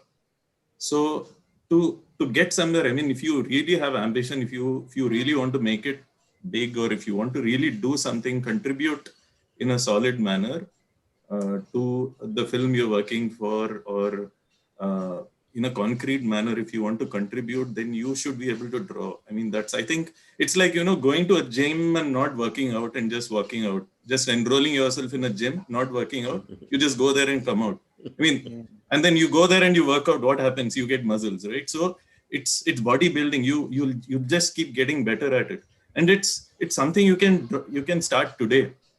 It's something you can acquire. I mean, you can practice. You can practice will make you better, but you have to start somewhere. That's what I keep telling our artists also. Also, it's very if you a lot of artists I work with have very good taste. I mean, therefore they animate well because they watch movies. So a lot of times we keep taking examples. In that movie, this guy, Shakti Kapoor, he does this use, that mannerism, he winks his eye. So then they're able to put that in their shot. But the fluidity in your work comes only when you start drawing. You will have to see life in your lines first. I mean, you have to experience it. So I would say you start right now. I mean, whoever cannot draw, please start drawing. I mean, it doesn't no harm, right? Yes, Sachin.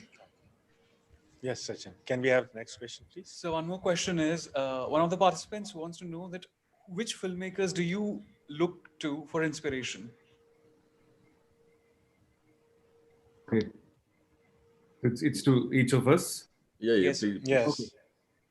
So I have a couple of them. Like, if I look at cinema, then I would look at Miyazaki as somebody who I would always aspire, and I'm always inspired by him.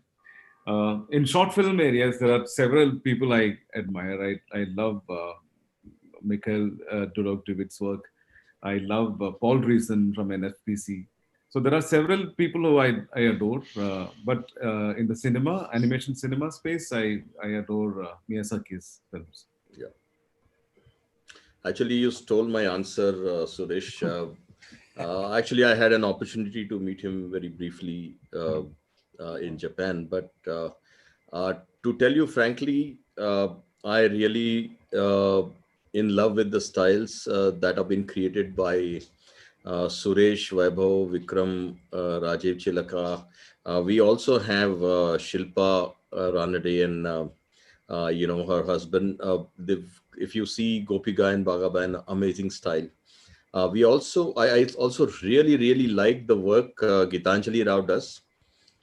Truly amazing piece of work. So although of course the industry in Japan and in the US and Canada and all is quite well structured. We are getting there. We are just 20 years old, but in these 20 years, the kind of legendary work that we have seen and the styles that we have seen that came out of India are truly amazing. And I think in the future, the people will start looking at these unique observation skills and the designing styles that Indians produce. And even the colors and the sound and the whole lot of stylization they do is truly amazing. I think the only thing is that they have not got enough exposure, and that's what we as an industry should try to do. But the kind of things that all these youngsters have done in the last 20-25 years is just truly mind-boggling. If Suresh sir, whenever he speaks, on the right side on the top of his image, you will see a lot of Best Animated Frames Awards. And I was the one who started those awards because I wanted to really appreciate the work that people do. And every single award for, year, I was amazed how Suresh came up with new designs and styles. Even Vikram and me sat on some of the juries, and we used to be truly amazed as to how one can actually think of these ideas and where they come from. So I think Vikram, you want to say something? So I watch all kinds of movies. I mean, I'm open to watching all kinds of films, but I must say, I mean, not because they are on the panel today. Two people I really look up to and I aspire to become in life are Suresh and Vaibhav. I'm truly inspired, and I think whoever is there in watching this should keep watching their work and keep getting inspired. Absolutely, very well said. In fact, so Suresh sir, we would actually get you in. It's just around 1 o'clock. Sure. So we have already actually had 2 sessions which were pretty good, and I know you had a long journey back from Kerala after your mom's birthday. So we are very eager to see what you want to share with us, and with this whole audience. In fact, they are quite excited to watch all the styles that you've been creating. Sure. So if I can hand it over to you, you can share your screen and you can start. Yeah. So I don't have a presentation or something, but I have a few films to show you all. What I would do is I have a montage of films which I will show, which will kind of showcase the work that we have been doing in the last 20 years, kind of chronologically arranged. So you can see how we have progressed in the last 20 years. So that's the first thing. I would just have a request. That, I've already spoken to him. He's playing from his computer. Don't worry. Okay. Yeah. Thank you so much. Yeah.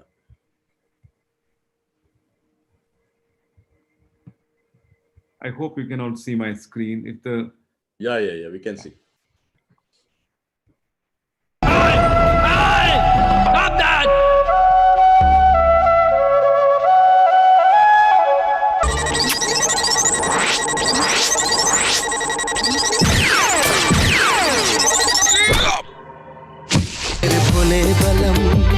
मेरे प्यारे है बलम मेरा जीवन तेरे बिना ओ मेरे पिया है वो दिया कि जिसमें तेल ना हो. If you lose mind, look in the behind. This car was right, battery was wrong. My Amaron lasts long, really long. Bolo. Last long, really long. Last long, really long. Boys, girls. चुन्नी चुन्नी चुन्नी लाल मंगवाई जो मैंने sandal लाए दरवाजे का handle. चुन्नी चुन्नी चुन्नी लाल मक्खी मक्खी मक्खी राजा ने किंग स्टार की हवा चलाई.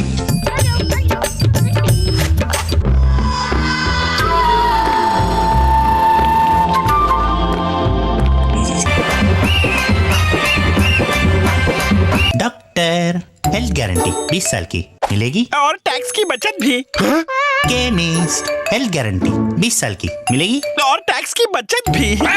कई भी रे घड़ी ना खाली राबड़ी একটা ঘড়ি তো আছে অন্তত মার কাছে camera.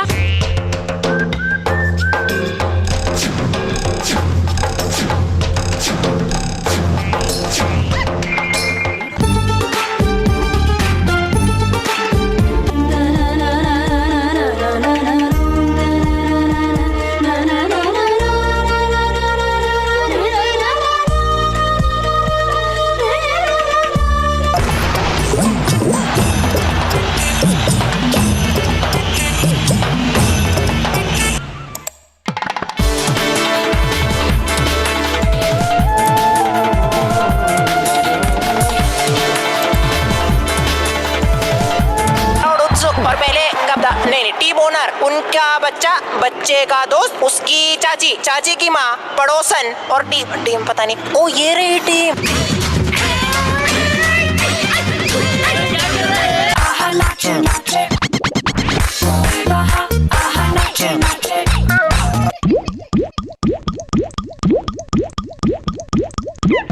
sweet like chocolate. Holding in a bar, hold it hostage.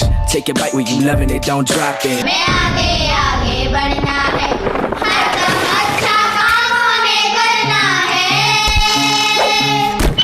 ख्वाबों के आसमां में ख्वाहिशों का डेरा है, सितारों के पार कहीं।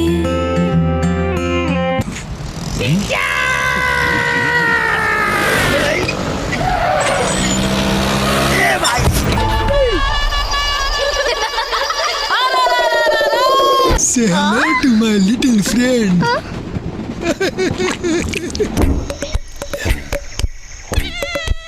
The world's best head massage.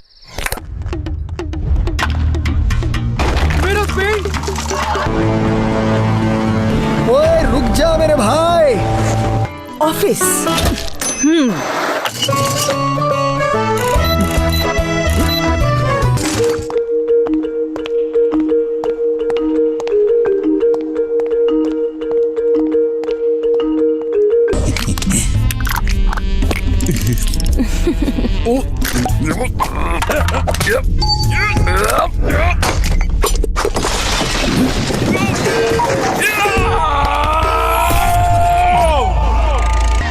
अब आप अपना चेहरा यहाँ भी क्लीन कर सकते हैं, वो भी बिना पानी। Impossible.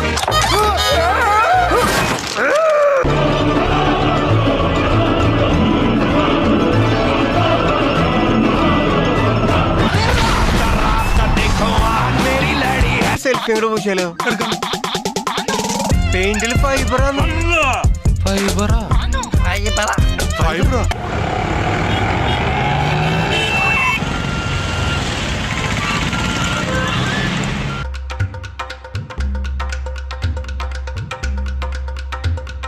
क्या मजाक है यार, क्या मजाक है। तोता तोता तोता तोता तोता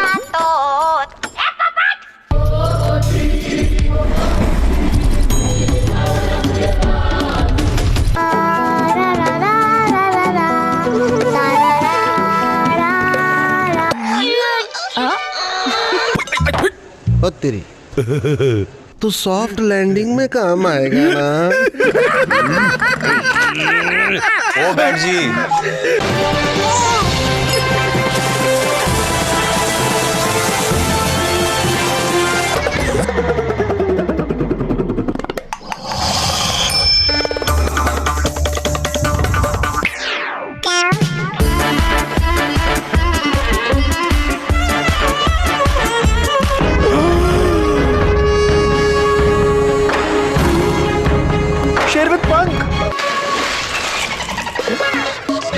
सर बादलों में मछली, ये कहाँ से उछली?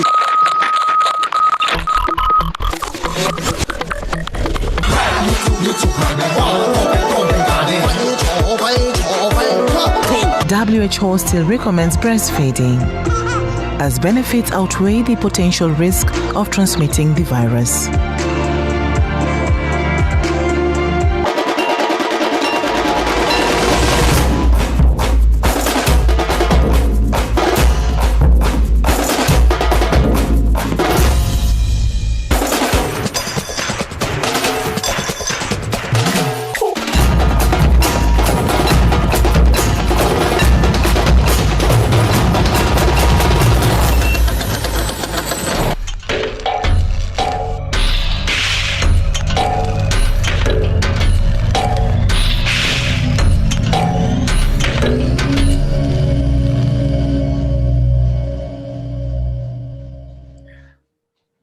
So that amazing it was. Thank you so much, Ashish. Thanks everyone. Yeah, so for me, working stories come first, and especially working in the short formats, the way I've been working since last 20 years. We've been behind making of almost 450 films by now, and all the films look different. And the reason why they look different is not a conscious decision to make them look different, but I think the stories, the briefs that we get are instrumental of us giving that shape to those films. So every story is different, and every story has to have a eventual form. And we feel the quest for us to find out that best way to narrate the story would give way to all these different styles, whether it is stop motion animation, whether it is live action, whether it is 2D animation, whatever be the style, it is all resultant of that quest actually. So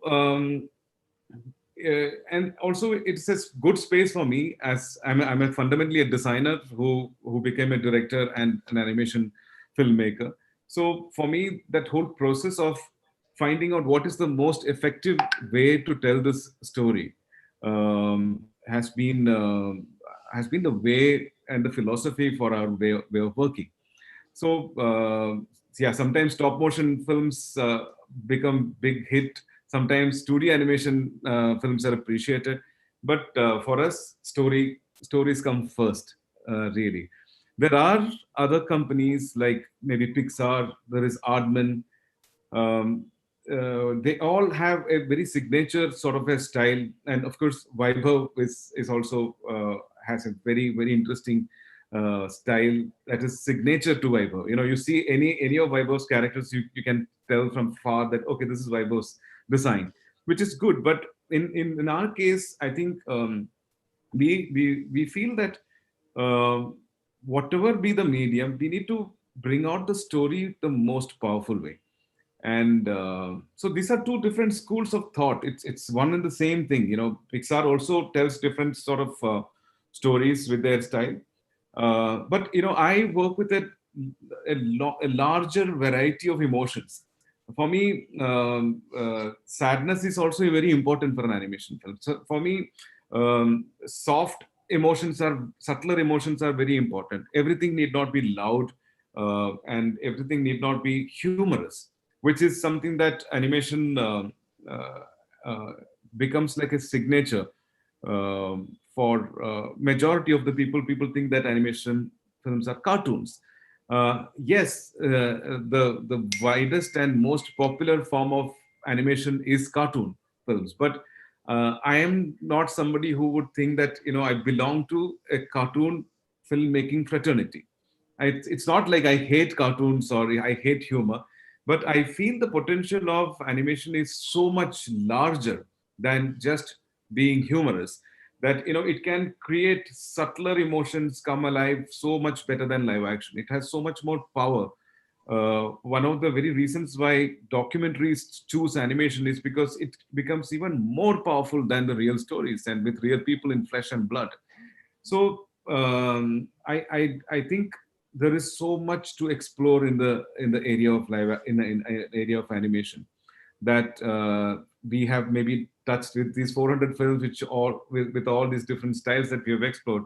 We might have even touched, like it may not be even like a 1% of the possibilities that animation as a medium of storytelling can offer. And that is the quest, and that is what keeps me excited about making films. And mostly we handle really extremely short films, especially in the ad and the short film circuit. So our projects last maybe 2-3 months or maybe 4 months at times for a 1 minute or 2 minute film. Yeah, of course, for a short film like Tokri, we have taken 8 years, even though it is just 14 minutes of film. That is a rarity. But otherwise, it's a very refreshing exercise also to explore new mediums, new storytelling methods. So I believe freshness is extremely important especially when you're in the advertising filmmaking industry. You need to come up with the most clutter breaking, most innovative styles. And I think animation gives a lot of avenues like that. In live action, there is so much to a person. There is so much to a person's look and feel. There is so much you can do to a location or a set. But in animation, the possibilities are infinite. So that is something that I want to submit to all of you, that it's a zone that I really love, and I love exploring different styles in storytelling. if I can show more films, Ashish, if you wish to, or we Yeah. You can show your drawings in films both. Sure. I want you to show them evolution, that how you do it from observation to right. Especially some of the police ones and few other things that I've seen were amazing. Yeah, I can share a few stories. I think this is where I was also stressing on the fact that, journaling is very important for an animation filmmaker. You need to, our stories come from all around. There is nothing that we are creating all afresh by ourselves. It's all from the stories that we see around our space.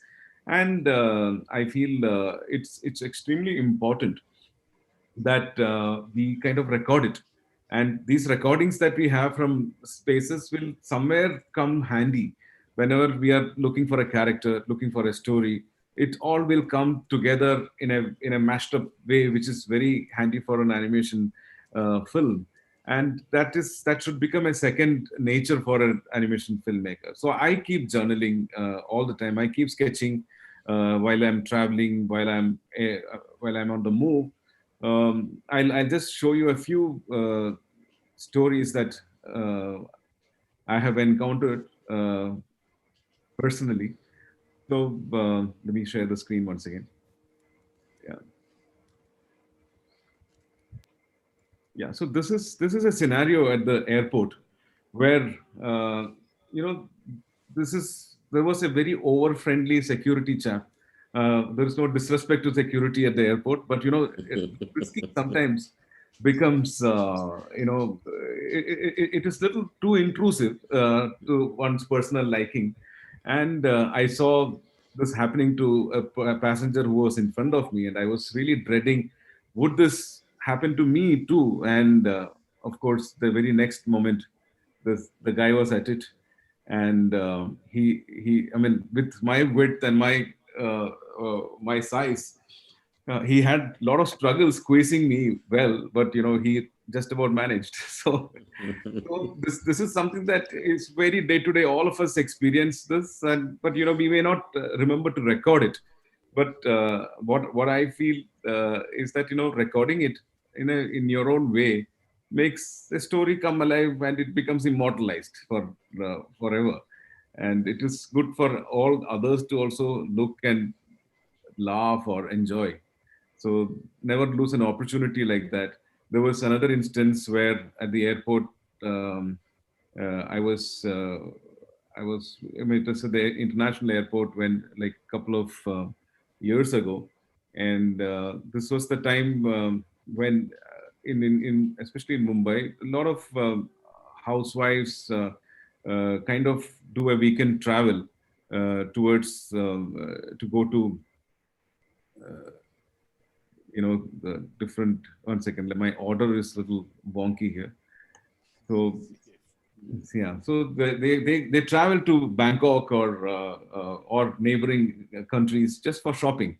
So this was an instance when a very happy bunch of housewives were returning from Bangkok, and I was walking there, and after sitting for a long time in the flight, I would prefer to walk on the floor while these women were on the travelator, where they were walking, giggling away, and very happy with their time in Bangkok. And suddenly one person got an idea: why don't we take a selfie? And everyone agreed instantly. Yeah, lovely. It's our parting thing, and let's all take a selfie.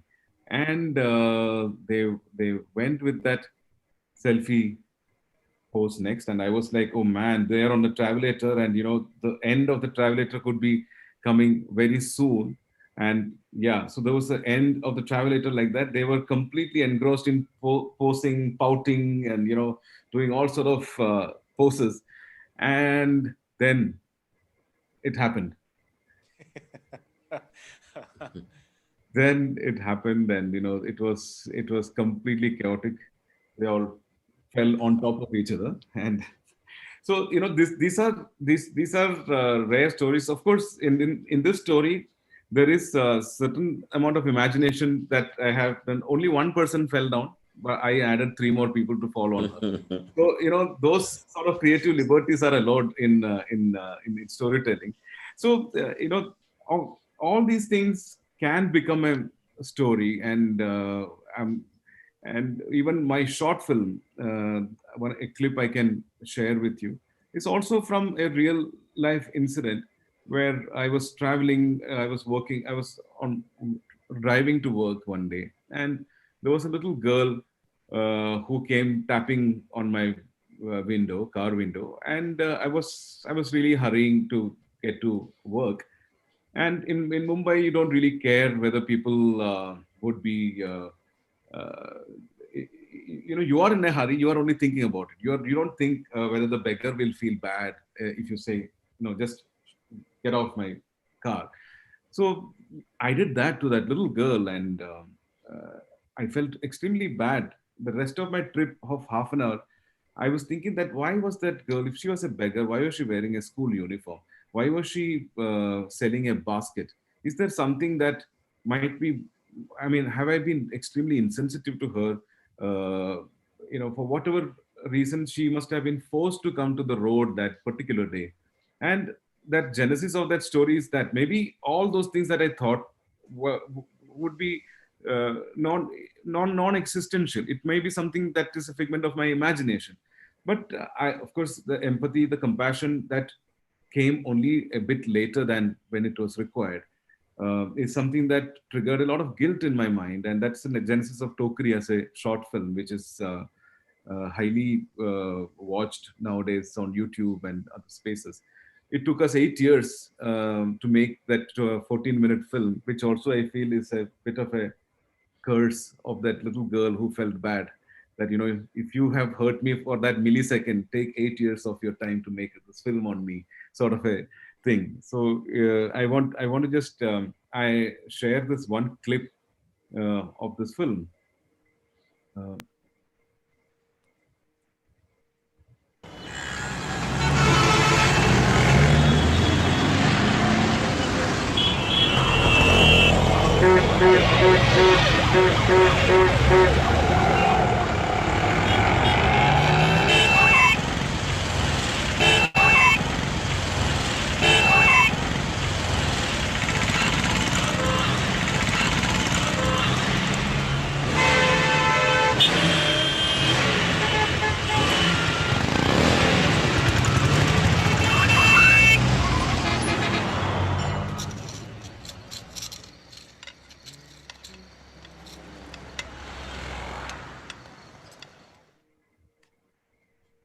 Yeah, so it's done with stop motion animation. It could have been done. We could manage just about 2 to 3 seconds of shoot every day, and that's how it took us a long time. Of course, we couldn't work continuously because we were also self-funding it. So whenever there is a project that was funding us with commercial projects, then we had to stop production on them. So that's how it took us 8 years to make it. So, but the lighting and everything is just too amazing. In fact, although claymation, the expressions tell everything about that story. Yeah, I think it was a tremendous effort by even the DOP, the director of photography, to hang in there, make sure that the continuity is maintained for 8 years. From scene to scene. It's a tremendous job by them. It's a very small team of people that worked, and it was initially thought as an experiment that we would create in a year's time, where people around the world can see what India is capable of, and especially in this area of stop motion animation. So we wanted to create something world class. I'm happy that it has come to that level, and it has been awarded more than 30 odd awards. It has won around the world, and 106 international festivals it has been in the official selection, which is a great recognition for Indian short film to travel around. Absolutely, yeah. So, but the deal is, a lot of people who worked on it have been inspired to do more films like this. That is something that I feel as a much better seed to sow, where people are inspired seeing it. They send me clips of the film that they tried at home and stuff. it's not easy at all for people to try stop motion animation. But with the technology and the enough things that they can read up today, it has become something that they can dare to try. Not during our days, it would have been impossible for them to find a camera. Now on the phone, people are shooting and doing it. But the good thing is there is a momentum for people to try out new things when such ventures are seen. So, I mean, especially when we were working on that film for Rotary, this is the film that I would like to just showcase. Um,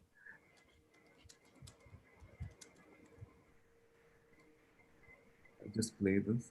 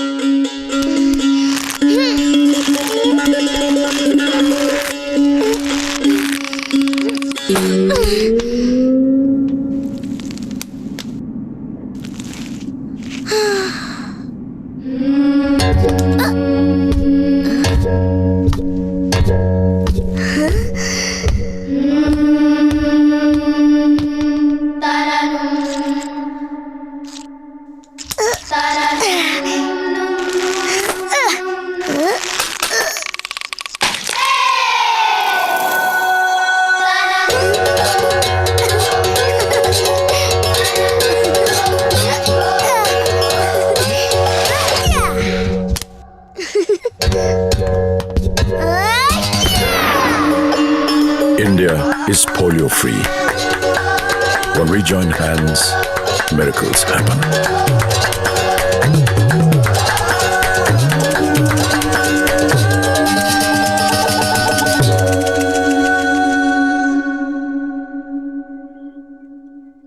Yeah, talking about this film again. Thank you so much. Talking about this film again, it was, I mean, this fate line and lifeline, all those things are something that we all in India follow and we all understand.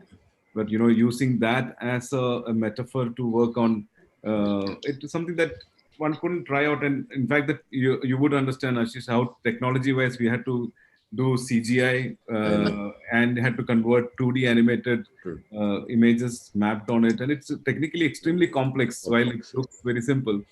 So, and it is one of this series of film, and one of the films that we have done in this series is the one which won at Annecy. Annecy Award, yeah. The first ever Annecy Crystal. I have seen 3 films in this. Yeah. The fate line for on the child labor. Yeah. One is the one that was awarded at Annecy, the first ever Annecy Crystal for Indian film, which was again came as a big surprise for all of us. And I mean, it was a pleasant surprise. And because we've been getting nominated almost every year, but winning there is never considered something that would happen in this nearby time. But it was. But when I first saw this series of films, I felt just truly amazed as to how this integration of the style has been done. It's so unique and it's so much true. It's any human being can relate to this very closely. Yeah. And the way the drawings are done in the simplistic form, still have a very strong impression. Yeah, so there are several details in that particular thing also, that the kid doesn't, when he's on the other weak hand, he doesn't have a mouth, he cannot smile or talk, but only when he goes onto the other side he gets a smile. So we were able to put a lot of metaphors like that and code it where people were able to decipher it, despite it being an artistic code and stuff. So I feel the people and of course Mr. Bachchan has given the voice. And in terms of music also, we just used one string because we were working with line and single line. So the music was all with ektara and claps. So we just used these two for developing the music. And apart from that, the children that gave the voice were the children from the slum of Govandi in Mumbai. And they were the one who gave the voices for And Rotary was kind enough to take it up, and they said, they're going to sponsor their education for lifetime. So we feel a lot meaning in finding these sort of blends when things come together. That's also very meaningful in that sense. So overall, style wise, there is no limitation. There is no, I don't think anyone can stop imagining whatever they want to do. That's possible in our field in animation, right? So that's what I would try to leave everyone with, that sort of a thought. And don't restrict oneself. Just let loose and believe in your dreams, and it'll really happen. I mean, like how animation would be. And that's something that I really hope for our industry also, that we see a lot more content. So one of the key questions that I have, you did a lot of films for police. You showed us the Rotary films, and you did quite a few other things, But does the style come to you first, or you start thinking of a style once the story comes to you? I think story comes first, Ashish. The moment the story comes, images come to us, and we actually, as much as artistic I would want to sound, it is still a scientific sort of a process where we actually try out what are the options that are possible. And ultimately there are two very, very important aspects, which is time and money. What is the kind of money that the client or whoever is ready to spend, or even if it is us, what are we willing to put aside as a budget, and what's the time that should take. So based on these two parameters, one comes to a conclusive decision on a style. So it is just not while we try to keep it as pure as a decision, there are these two aspects that always come into play in our decision making, while we would really like to ignore the fact that these two exist, but the reality is that they really do exist. And based on these criterion, we actually make prototypes once we have the story thing. And sometimes the technique also lends itself a lot of creative transitions and visualizations based on, if it is stop motion, it gives a different sort of aesthetic quality and transitions. And if it is 2D, it gives a different sort of, their limitations also sometimes become strengths for us, and vice versa. So it is always the story first, and how much the story touches us as filmmakers is where I can make entire team feel about it. Because such projects take a lot of time, and it requires so many people's commitment, ardent commitment to be part of that team. So we always feel that we need to inspire the entire team to be part of it. Otherwise, the people will fizzle out with time, and especially when you're working uninspired, they won't be able to contribute much to the film. And we believe that each and every person has to bring their best onto the product, and then only it'll shine like whatever I'm showcasing here. So it is imperative that the story is the first step towards whatever style that we have to come up with.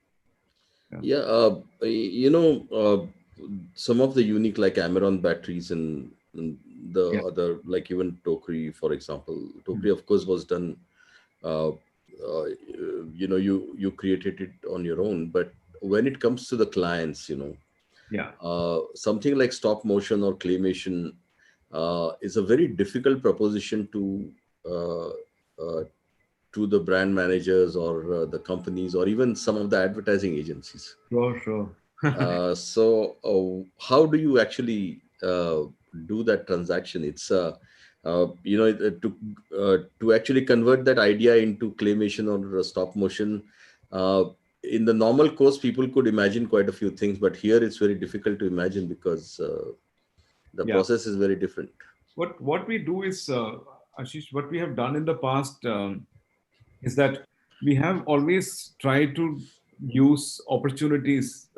Like, for example, MTV approached us in the past with Hoga as a concept, and we kind of came up with this idea and this character and a style which is very unique to them. There was no much money that time, but it was just our excitement that got us going for that. And seeing that, that became a prototype for the advertisement agency to kind of tell the client that, these guys can actually make it something like this, and it's quite impactful, and so on and so forth. Sometimes we had to do it on all by ourselves. I mean, we'll have to maybe take a small section of the film and make a short, invest it all by ourselves and show it to them. So many a times this show and tell exercises have flopped. I mean, it hasn't worked in favor, but many a times it has worked too. So we believe that, if we are really sure about something, we would go ahead and propose it to as much push we can give it, even making a small prototype. Like we would go ahead and do it. Even when you are doing some live action films also, there was a lot of doubt about how we are going to handle it. For example, the Google Tanjore film, which I didn't show, but there also people were thinking that we should do it in animation. While convincing them to do it in live action, I had to do a lot of other work to push them into that. And when we, especially things that are not seen, like you said very rightly, how do you convince them? So there is no other way but to do this prototype. References will give them some notions, but not the exact perspective. Yeah, it is always a problem. So what happens if you feel that there is a great idea and it can be conveyed in this particular style of animation, and then the client or advertising agency doesn't agree to it? Yeah, it has happened in the past. Sometimes you eat the humble pie and keep quiet and accept it, and you kind of keep reminding them that you missed an opportunity. And sometimes that they realize the due course that what you're suggesting was making sense. There were certain instances when they have come back to us, when they had opportunity, they've come back to us to do something, but probably that time the story was not relevant for that particular style. But then there is a lot more belief and faith in us. That's so right. that helps a lot. It has happened. It's not like every time our suggestions are taken. There are people who are adamant and they feel they know what they're talking about, and they don't want to give you that space to acknowledge that, okay, what you're giving as a suggestion is probably better for my product. Because ultimately, this is something that happens in these transactions, like you mentioned rightly, that even though we are in the same side of the team, for a client, sometimes you need to be looked at. There is a confrontation with you because they feel that you're not on this side. Even though you are suggesting many ideas to better the product for their benefit, they feel that it is not for your betterment. So there are such sort of situations that arise often. Tactfully, one has to handle it. Sometimes in the worst scenario, when you feel it is not happening, we have withdrawn from the project also. In the worst scenario where there is no going together happening, then you withdraw. So in 450 plus films, and I think with several styles, which style do you think is one of your favorites styles? This is a very, very tough question, Ashish. It can or I can reposition the question as which style you feel did justice to that perfectly, the storyline and the product or service. So several times. I mean, for example, I can show one film as an example, which I feel has really immortalized a style that I have chosen. Has worked very much in the favor of that product. I'll just show that film, then it may make sense to talk about it.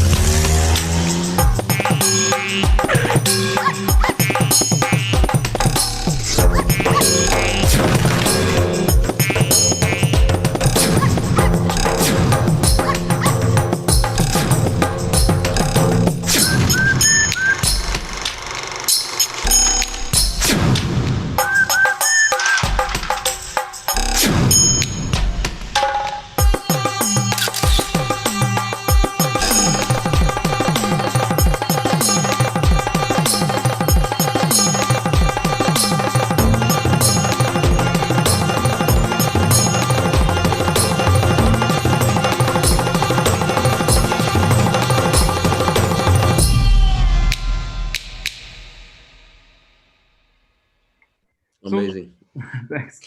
So this film was, done in way back in 2007, 2008. So, it still has an interesting recall, and how that idea was very, for a tech company, how we had married this very traditional folk art sort of a form was something that I found very, very effective. And, something that, most clients wouldn't agree, especially tech companies, they wouldn't be looking at something like that. So that to me is a very, very interesting application of style. The Google Chrome, the first ever Google's ad in India done by an Indian production house, what we had done, was also very, very effective in deploying human animation using people and stop motion. Was very, very effective. So there are several such sort of insights. And what we also do, especially when you're working in this industry of advertising primarily, we always find out how people have received it. How, unlike cinema, there is a lot of muscle that the clients or the manufacturing companies put behind in the media money to make sure that people see it. They don't look at the virality. Now it is completely different. Now people look at the virality more than the media expenditure. So we often find out how our work has fared in the market and in terms of converting them into sales and stuff. So certain learnings that we have documented in the past have proved that a lot of times these applications have been very, very effective. So, I cannot pinpoint and say that this is one particular style that has one. I may have maybe at least 10 case studies of really happy translations of the styles into, making them memorable stories. So, this is a very unique style, which is an Indian, art form. Yeah. And you've basically rightly taken the Indian storyline in a contemporary format to give it to a very contemporary company, the happening IT kind of digital companies. Yeah.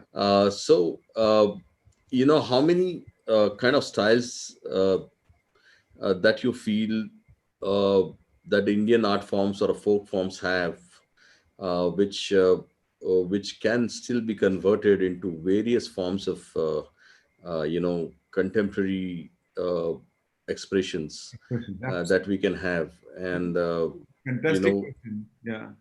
I think, did I interrupt your completion? No, I wanted to ask that what are the other forms of communication where you feel that these can be created in? I think one of the very important aspect about folk art, Ashish, what I feel, it's the same feeling about folk music also. It's from people's soul. It's from common man's expression, and it is not very high artistic, very high grade thought process or something. It's very, very basic expression of art, what a person is capable of in a limited sort of a situation that they are living in. and it has, because of the simplicity that they have, there is immense amount of connect that it has with people. So I mean, in India there are, I think, lakhs and lakhs of folk arts. There are so many tribals and so many folk art forms are there, explored and unexplored both, and all of them have that sort of a soul in them, that sort of potential in them. Many a times Hindi film music is always rooted on some very simple folk tunes, and they become massive hits, and people wonder how, and it's easily hummable. That's the beauty of it. People who are not singers also can hum these tunes. And that's the same thing about the visual craft also. When you're taking something from the soul, with so much of heart in them, it will translate, and it will actually traverse around the world without having it so much of complex creative language supporting it. And India is a treasure house in that sense, because our diversity is so huge compared to any of the other countries in the world. So with the language and the living cultures being so diverse and different, we have so many such unexplored areas which could be taken up for communication, which I think these are all initial, very, very, very superficial, top level, surface level explorations. There are, when you go into the depth, there are so much, and I think something that Indian storytellers in animation also can explore the avenues of possibilities that are there. Out of the present styles, maybe 200 plus styles that you have created yourself, which of these styles you feel are good to go for a long form animation storytelling? This is also very, very interesting question, Ashish, because the heavy styles are very difficult for long format. Heavy artistry makes the viewer get a fatigue of watching it for 90 minutes or 2 hours or something like that. Simplicity is something that one has to have when you're into long format storytelling.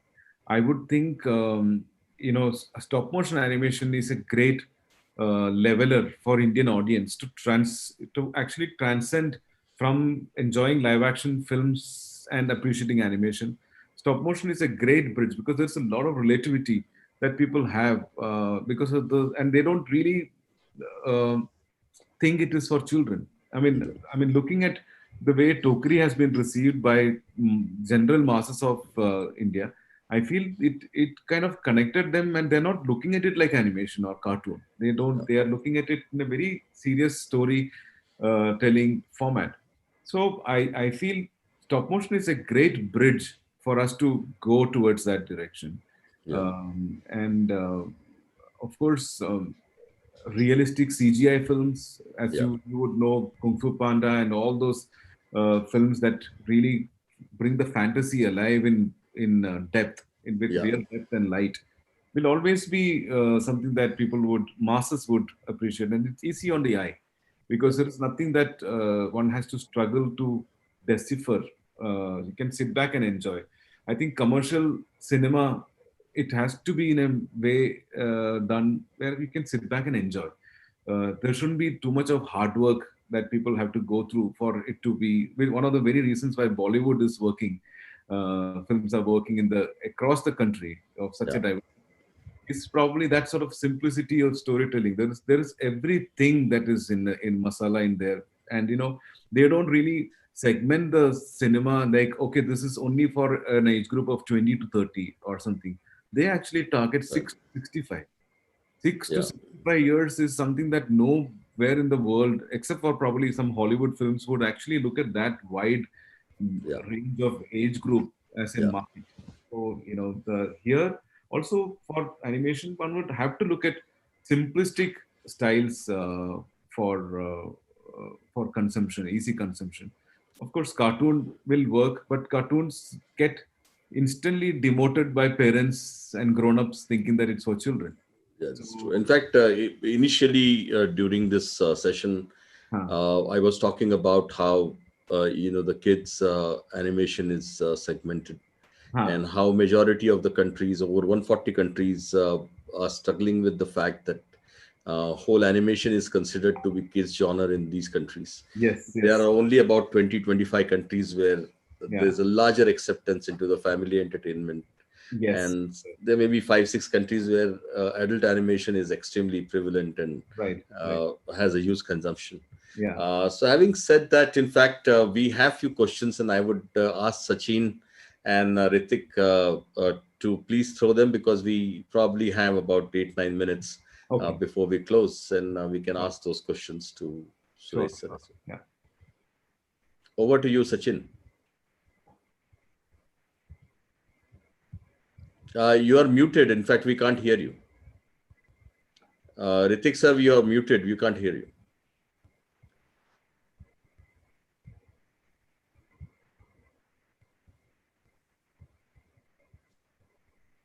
Amrit sir, if you want to say something, we have, I think, Ritik's, yeah. Yeah. No, Ritik, we can't still hear you. In fact, there's something wrong with your voice side. Sachin and Ritik.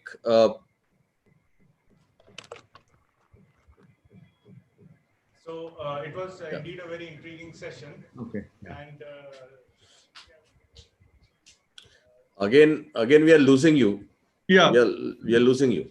Ashish, I want to say from the core of my heart that the session was so good that I have no words to express, because this is such an interesting field, and the kind of participation which was there is showed the people who are interested in this particular area, and everybody was so keen and eagerly listening to all the stalwarts of the animation sector. So I'm really overwhelmed. I have no words to express my gratitude to you and to all the panelists. And I request with folded hand that we will sometime else will further take the things forward, whatever we have not been able to do in this session, because the people from Australia have joined in, and they have 5.5 hours ahead with us. Yes. So we have to start the next session, sir. No, absolutely, no problem. Yeah. So, sir, if you can please, Ashish, sir, if you can make the concluding remarks, and then we will wind up this. Absolutely. In fact, I would only say that all you must have seen with Vikram, Veturi, Vaibhav, Kamresh, and Suresh is it's all about the passion that they have in the visual and audiovisual storytelling, and the way they look at approaching a topic, approaching a character, approaching a storyline to be created. It only makes Indians proud that we have evolved over the last 2 decades various styles of animation, and that's why I wanted to call this as animating in style or animation in style. I am always humbled by the fact that we have so many artists in the country who have unique ideas and unique creations. The platforms like this are important for them to share their films, share their short films and animation films, and show it to the world and take it forward, in the sense that you expose it to the audience, and the audience will lap it up. And I'm sure that these points and the milestones that we have in our lives, where we are able to expose some of these passionate characters and passionate storytelling, may it be a short film, may it be even 15-second films, as Vaibhav has shown you. It doesn't really matter, as long as it's conveying your point and design and the creation. It makes an impression which will last a lifetime for you. And animation characters have a very, very strong shelf life. They can still be fresh 50 years, 100 years later, because that's a very neutrally created story form and a kind of a format that we have. And that's why I would request most of the students who are watching this to consider this as a serious career. It is one of the strongest passion economy drivers. And, you must have heard till now how Vaibhav and Suresh and Vikram have been contributing to their passion. And especially Suresh and Vaibhav started their own studios because of their passion, and they are driving their passion. As rightly said by Suresh sir, sometimes things will work for you, sometimes it may not work for you, but that's not to worry about. But you would be known for your styles, you will be known for your storytelling, and you will be known for your story much beyond even the life of your own. So I think tell that strongest story that you want to tell to the world. And this is a format, and this is a kind of platform on which you need to really tell a story. So I would only say a big thank you to the organizers. Big thank you to Vikram Vituri, Vaibhav Kamresh, and Suresh to come on in a very short notice and make it happen. And big thank you to Ritvik, Sachin, Amrit sir to put it together for the large audience. Thank you. Thank you very much. Thank you, sir. Thank you so much, Ashish. Thanks. Thanks. Thank you so much. Thanks.